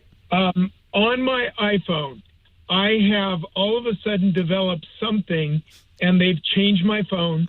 They've gone through it. Verizon did a search, like a 3-day search of my account. Yeah. For some reason, I get a box that pops up when I'm anywhere on Safari that says no cellular activation. It just keeps popping up. But then if I cancel it, it'll go into search mode and it'll find something. But all it does is constantly pop up. And they're telling me I have not malware, but something. No, you don't have malware. It's not something bad. Make sure and I'm sure they check this, but do make sure that the profile is correct. There are profiles for your access to the LTE network. And you can get, I think maybe they're hinting at this. You can get spurious profiles in there. Really? Have you tried wiping the phone? I know I hate to do this. It's a real pain. We actually have done that. The only thing they're telling me now is I have to set it up as a new phone, if that's what you mean. Yeah, that's what I mean. What I'm worried about what you can do is back it up to iTunes, set it up as a new phone, see if this problem comes back. If it does not, give it a day without installing new stuff or restoring from iTunes. If it fixes it and then you restore from iTunes and it comes back, then it probably is a kind of a bad profile. Okay, now here's what they did. They gave me a new phone. They reinstalled everything, and they're telling me now I have to, because not reinstall everything I already own. Right. They're afraid you're going to write that new thing in there, that old thing in there. Exactly. Yeah.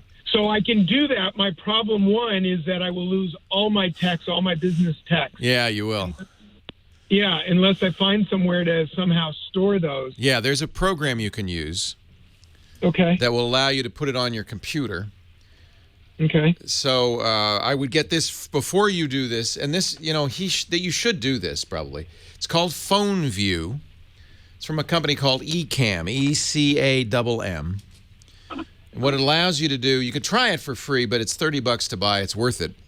It allows you to get all the data, your text messages, your iMessages, your WhatsApp messages, your voicemails, your call history, all your media off of the phone onto your desktop. Really? Yeah. Okay. Worth the $30. But then do I reinstall that, or am I just saving? Well, the data is not the problem. The problem is an app, either an app that's installing a profile or some stray profile that got on there some other way. So they don't know. What they're saying is, well, let's not reinstall. What I would suggest doing is back up your data, install the apps one by one from the App Store. Don't do a backup restore, manual restore. It's easy to do. If you go to the App Store on your iPhone, you can go to Purchases, and then you can go to Purchases not on this phone. And that includes every app you've downloaded, whether you bought it or not, that isn't currently on the phone. And you could easily, one by one, I wouldn't do them all at once. Reinstall a bit at a time, see if everything works for a day. And then if it does, then install more. In worst case scenario, you figure out what's doing it. Yeah, which one's causing that? Yeah, Okay. something's causing it. Something installed a new profile. For instance, when I install my camera connection software, I have a Leica camera and the Leica software. It uses Wi-Fi to copy the photos over. First thing it does is installs a new profile. And that kind of thing could be part of the problem. The profile. Okay, I will do that. Thank you so much. I hope it helps. And yeah, sleep is a problem in general. The chat room's all going on about how when a computer sleeps, it's always unknown what's going to happen. Because when they wake up, they're groggy. You know how you feel. You go to bed, maybe you took a, Tylenol PM, and you wake up, you're rubbing your eyes. You don't know where you are, what you're doing. Your whole day is kind of weird. That's what happened to the computer. It got groggy after 10 hours, and now it's not acting right. And you wouldn't think this would be a problem. It is. In fact, it's more of a problem now than it used to be, because Intel puts support in for this kind of sleep in its processors, and they do it differently, and the firmware is different, and it's weird, and it takes a while for the companies to figure it out. Microsoft called this literally, quote, a hard computer science problem. And by the way, on their Surface Book, which has been out for almost a year, they still haven't fixed it. They say they will any day now.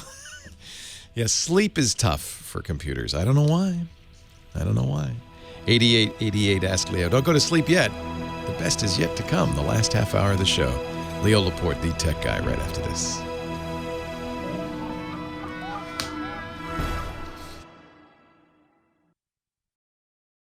This portion of the Tech Guy Show, brought to you by me, the Tech Guy.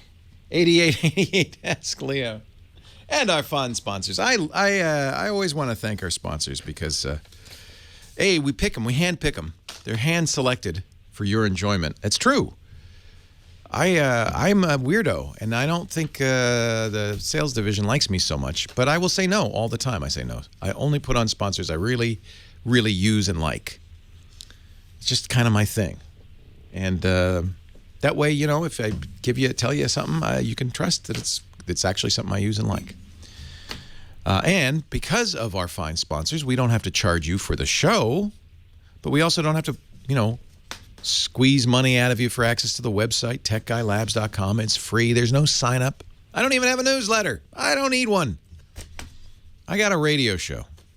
techguylabs.com. Keep an eye on that website. That's a place where all the information we share on the show goes there, but then more information throughout the week as people go there and they add comments and suggestions. So if you asked a question on the show and you didn't get every bit of the answer that you wanted, continue to check the site, because there's always more stuff there. techguylabs.com. I was talking earlier about our ultimate virtual reality gaming machine, the thing we built for the Oculus Rift. By the way, that is cool, the Oculus Rift. I was playing the simplest game It's called Lucky's Tale. You're a little fox, and it's what we would call in a normal gaming situation a platformer, because it's kind of flat and you're jumping around.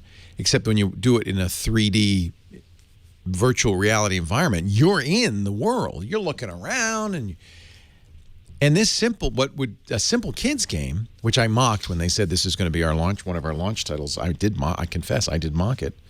It's actually incredibly engrossing. You're kind of in that world. You kind of become the fox. I think this is just the beginning. Anyway, the machine we built, we had to build a much more powerful machine. All the specs for that are on the website, techguylabs.com as well. Let's see. Next caller is Jose in Santa Fe Springs, California. Hello, Jose. Hey, Leo. Long-time listener, first-time caller. Thank you.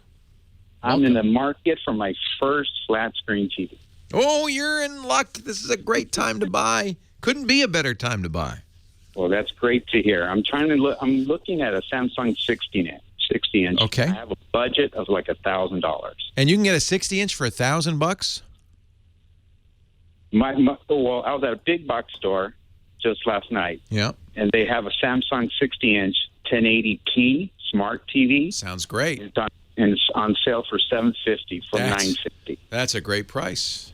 Is it? Yeah, I have my TV's a Samsung as well. I would suggest you also look at the Vizio TVs. Okay. Sometimes you get more bang for your buck. Vizio's software is, in my opinion, better than Samsung's. Their smart TV stuff. All that means is you can connect it to the internet and watch Netflix and other stuff. That's what it means. Samsung doesn't do it, in my opinion, very well, but Vizio does a better job of it. And if you can look at the Vizio P series, if you can afford one of them, those are really nice TVs. Awesome. So, but I would compare them to the Vizios. The problem is, of course, in a big box store or any showroom for that matter, it's hard to judge. Sure. Because the TVs are they're put in a setting called showroom that makes them super bright. They make them look very pretty, don't they? Yeah, and then there's the fluorescent lights and the noise, so it's really hard to judge. But try to, as best you can. You're looking for, here's what you're looking for. You're looking for blacks that are truly black. Okay. Not grayish black. And whites that are truly white.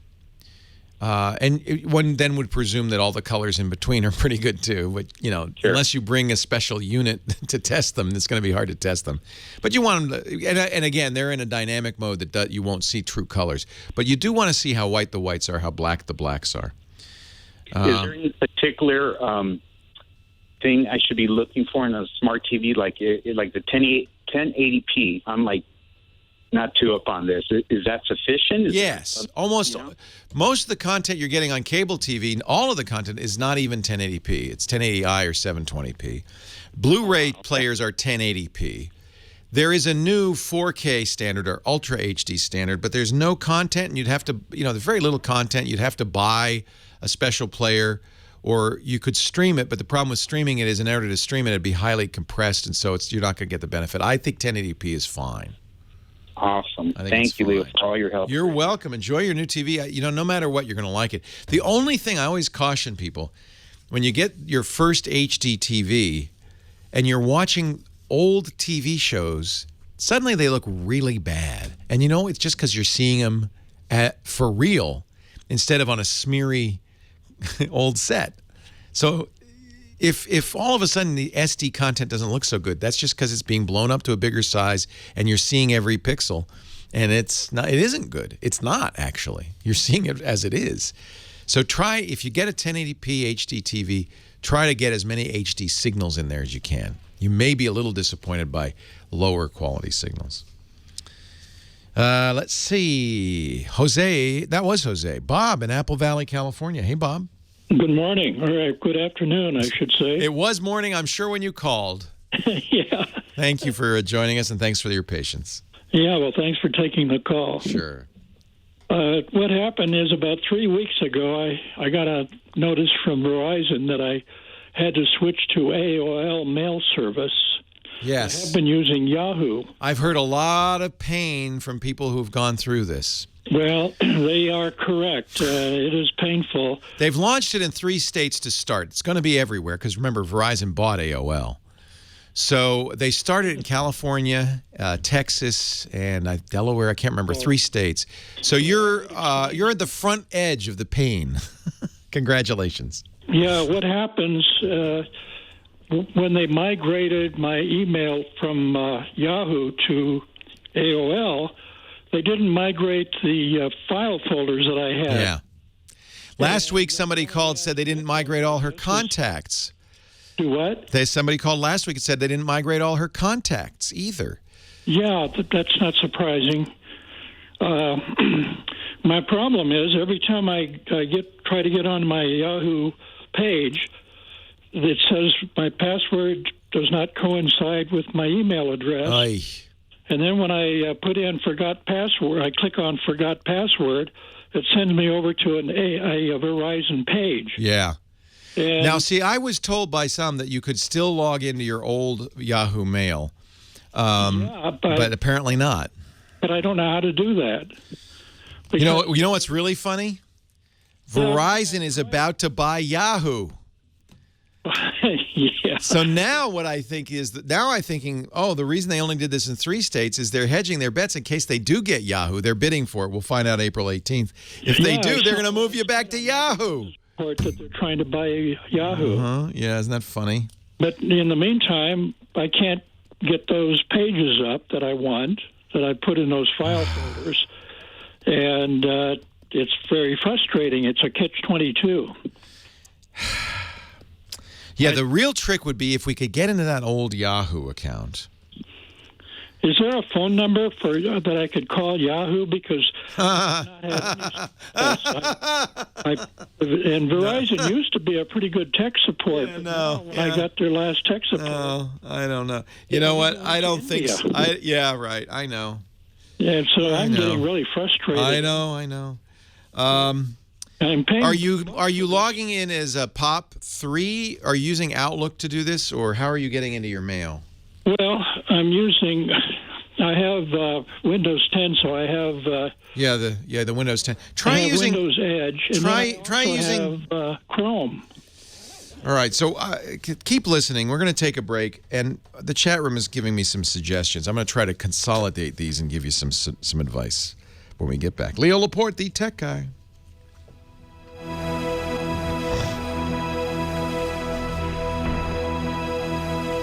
So they're saying, Guy Smiley says, and the guy's pretty smart, he says, go to account.yahoo.com instead of mail.yahoo.com. I've been going to, account? Account, not mail. Oh, okay. See if that works. And then you're using your Verizon email address, am I correct? That is correct. Yeah, that's the only one you've got. That's what you're going to have to use. Yes. Accounts, okay. Try account, singular. Singular. Yeah. I take you back to 1972 and a houseboat on the East River. From the outside, on the Hudson River. From the outside, the lights are flashing. The disco ball is spinning. And inside, my God, it's Dick DeBartolo fruging the night away. That is correct, sir. Burn, baby, burn. Disco Inferno. It's Dickie D, Mad Magazine's maddest writer in the Giz Wiz, joins us every week with gadgets. I saw your post on Facebook of you on the Tonight Show. Your moment in the sun. Unbelievable, wasn't it? So I guess Johnny was taking the night off. Johnny had a week off, and they were doing, during the summer, they would do 1 week hosting with various people. And Gene Rayburn, of course, was very hot because of Match Game. Gene is great. I would have watched the Gene Rayburn Tonight Show. Yeah, he was very good. And he called me up and he said, come on down to the studio. Let's do something silly. So I did this. He introduced you as a safety expert. Exactly. Who was going to give a little talk on on safety, on protecting yourself safely. Yes. And I came out and hit the edge of the step that you step up to the thing and went flying. And I'd taken a ream of paper with me, so as I fell, I threw the air. Yes, exactly. By the way, that was a heck of a pratfall. That was worthy of Buster Keaton or, Soupy Sales. I mean, you had you practiced that before? I didn't know you were. There wasn't any way to practice. And someone emailed me and said it looked like Ed McMahon didn't know about it. I think we told Ed, but it wasn't until I saw the video that it did look pretty good. It was great. Are you kidding? I went sprawling and somehow got completely turned around. I know. That was the funny thing. I said, how did this happen? I'm falling forward, and now I'm upside down facing the other direction. The only negative is you got 0 lines, and you really didn't see your face. No, that's true. So as good as it was, and as proud as I was of seeing you on The Tonight Show, I'm afraid it didn't really, it wasn't really, well, it was your finest hour. More like your finest 20 seconds. Yeah, my finest. Well, actually, it's my finest 48 seconds. Let's not underestimate what sort of thing this was. Whoa! You're right. Ed does look a little surprised. It's on. I don't know. It's on your Facebook page. People should. You don't have to friend you, right? They can just follow you on Facebook too. I think they can. Yeah, I think they can. And they drag you off. And I twittered it too.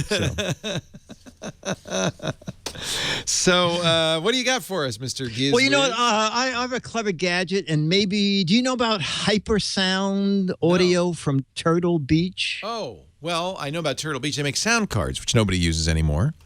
Oh, okay. Okay. Well, they make something called Hypersound Clear Audio Systems for people who have hearing problems. Oh, well, that's me. Oh, okay. Well, this is kind of neat. It's an expensive solution, but it works very well. They were at an event, and the guy's standing there, and I said, "Can I have a demo of this?" And he said, "Okay, see that TV over there? That TV is on and playing very loudly. Yeah. But you can't hear it, right?" I said, I don't hear a thing. He said, "Sit down in the middle of the couch, and when you do, you are suddenly hearing the audio so it's very highly clearly." Directional sound. It is totally directional, Leo. As a matter of fact, Heather's all excited about this. Why are you so excited about this, Heather? Our last caller is asking about this precise issue. Oh, because he needs to turn the TV up really loud. Yeah. Well, as I said, it's a very it's a very expensive solution. It's like $1,670. Okay. But it is. And what's neat, Leo, is that everybody else in the house hears their own normal volume. So if one person is in the house and hard of hearing and they turn the volume way up, everybody else but you have to suffer. sit in a very specific spot. You aim. It's stereo speakers, and you aim them where you want the sweet spot to be, and that person will hear. This for advertising too, because you can walk down a corridor and suddenly hear a billboard. And then that is correct. While you're standing in front of it, right? Exactly. Best Buy is demonstrating video games, and as you walk by the kiosk, suddenly you hear the video game playing. If you keep on walking, it's gone again. So when you walk on back to see what you heard, you will now be standing at the sweet spot of the kiosk. Now, how's the sound quality? I mean, is there bass? Is it you know what, good? Leo? I was at a Pepcom event, so it was very loud in there, but the amazing part to me was that how could I not hear any audio? The guy said, "Stand up." I stood up. The sound was gone. Wow. Sat down. The sound was back. And I'm thinking, I couldn't judge the quality, but I'm thinking this is an amazing technology that it does focus it exactly where you want it to be. Yeah, I mean, this happens in many households. It happens in mine where I need it louder. If I don't have my hearing aids in, I'll turn it up too loud. Then my wife will go, "What are you doing? Turn it down." And you said, what did you say? I say, hey, speaking to the trumpet. Wow, okay. It is a little pricey. It is pricey. It's at Hypersound. We still don't know if it's high fidelity. I guess it doesn't matter. At least you can hear. You can hear. But at that price, I'm assuming it is. Maybe wrongly. But it's hypersound.com, so you could check it out there. Yeah. Well, you can't check it out, but they do have demo areas, places you can go, and stores and stuff. And exactly. Like you really have to. Yes, you have to go to a special place so you can hear it. Hey, what a good idea. Hypersound from Turtle Beach, hypersoundhearing.com. I'm glad they found a follow-up because they made sound cards for PCs. And that market has disappeared pretty much, right? Yes. Yeah. Yeah. So they figured, let's do something else. Yeah. Dick has a great website where you can find details on all this and more, gizwiz.biz, GIZWIZ.biz. You can also play the What the Heck Is It contest, which is a chance to win an autographed copy of Mad Magazine. Just identify a close-up picture of a gadget or a gizmo. 12 autographed Mad Magazines for the right answer. And if there are more than 12 right answers, he'll do a drawing. And 24 for the cleverest wrong answers. And that he judges. And he judges harshly, so be clever. Yes, exactly. You know what? That's challenging, right? If you have a friend, I have a friend who's a very famous comedian. Okay. And every time he emails me, it's laugh out loud funny. Yeah, yeah. Now, what I should probably just do is answer straight and not try to be funny. But you're another friend who's a famous comic. You're one of the funniest writers I know, and you're published in Mad Magazine every year for decades. I don't try to be funny with you anymore because I can't win. Oh, well, you can. You can. Oh, well, the thing is, if you write me and just say sincerely, I laugh because I think that's so unlike Leo. Harry, who's the guy in Night Court? Harry Anderson, I think, right? Yes. The great actor, had a rubber stamp that said sincerely. And I thought that's a nice joke. That's a subtle joke. That is great. That is great. Sincerely. Well, I used to have a thank you letter that I signed, but on the bottom it said, form number 7912. Official DeBartolo thank you form letter. So what's your advice? If I'm writing to this guy, famous comedian, don't try to be funny, right? I always try to make a joke, and I'm sure it's just like he's probably growing. I would be funny. Just read it over, and if it's something that you think, oh, this doesn't work at all. I thought it was pretty funty. I would send it. I would send it. He said, he wrote, last email I got from him, he said, something like, I have a lot of tech questions, but I would send them to you, but can you just answer them anyway? And so my answer was, yeah, I've attached them, and I didn't attach anything. I've attached my answers. Oh, okay. That's funny. That's good. I think that's good. Mine back would have been number 1, use RCA cables. Number 2, erase the hard disk. See, number this is 3, why reboot it. I got to hire you to be my writer. That's the solution. There you go. Gizwiz.biz. Thank you, Dickie D. Okay, buddy. Take care. Talk to you next week. Hey, thanks to Nathan Staten, our musical director. Did a great job spinning the hits. Heather Hammond, our phone ranger, answering the phones. Thanks to you, most of all, for joining us. Couldn't do the show without you. I'll see you next time. Have a great Geek Week. I'm Leo Laporte, the Tech Guy. Well, that's it for the Tech Guy Show for today. Thank you so much for being here. And don't forget, it's just the tip of the iceberg. We do nearly 30 shows on the Netcast network. It's called TWIT, T-W-I-T. It stands for This Week in Tech, and you'll find it at twit.tv, including the podcasts. For this show, we talk about Windows on Windows Weekly, Macintosh on Mac Break Weekly, iPads, iPhones, Apple Watches on iOS Today, security on Security Now. I mean, I can go on and on and on. You even get your daily dose of tech news with Tech News Today. And, of course, the big show every Sunday afternoon, This Week in Tech. You'll find it all at twit.tv. And I'll be back next week with another great Tech Guys show. Thanks for joining me. We'll see you next time.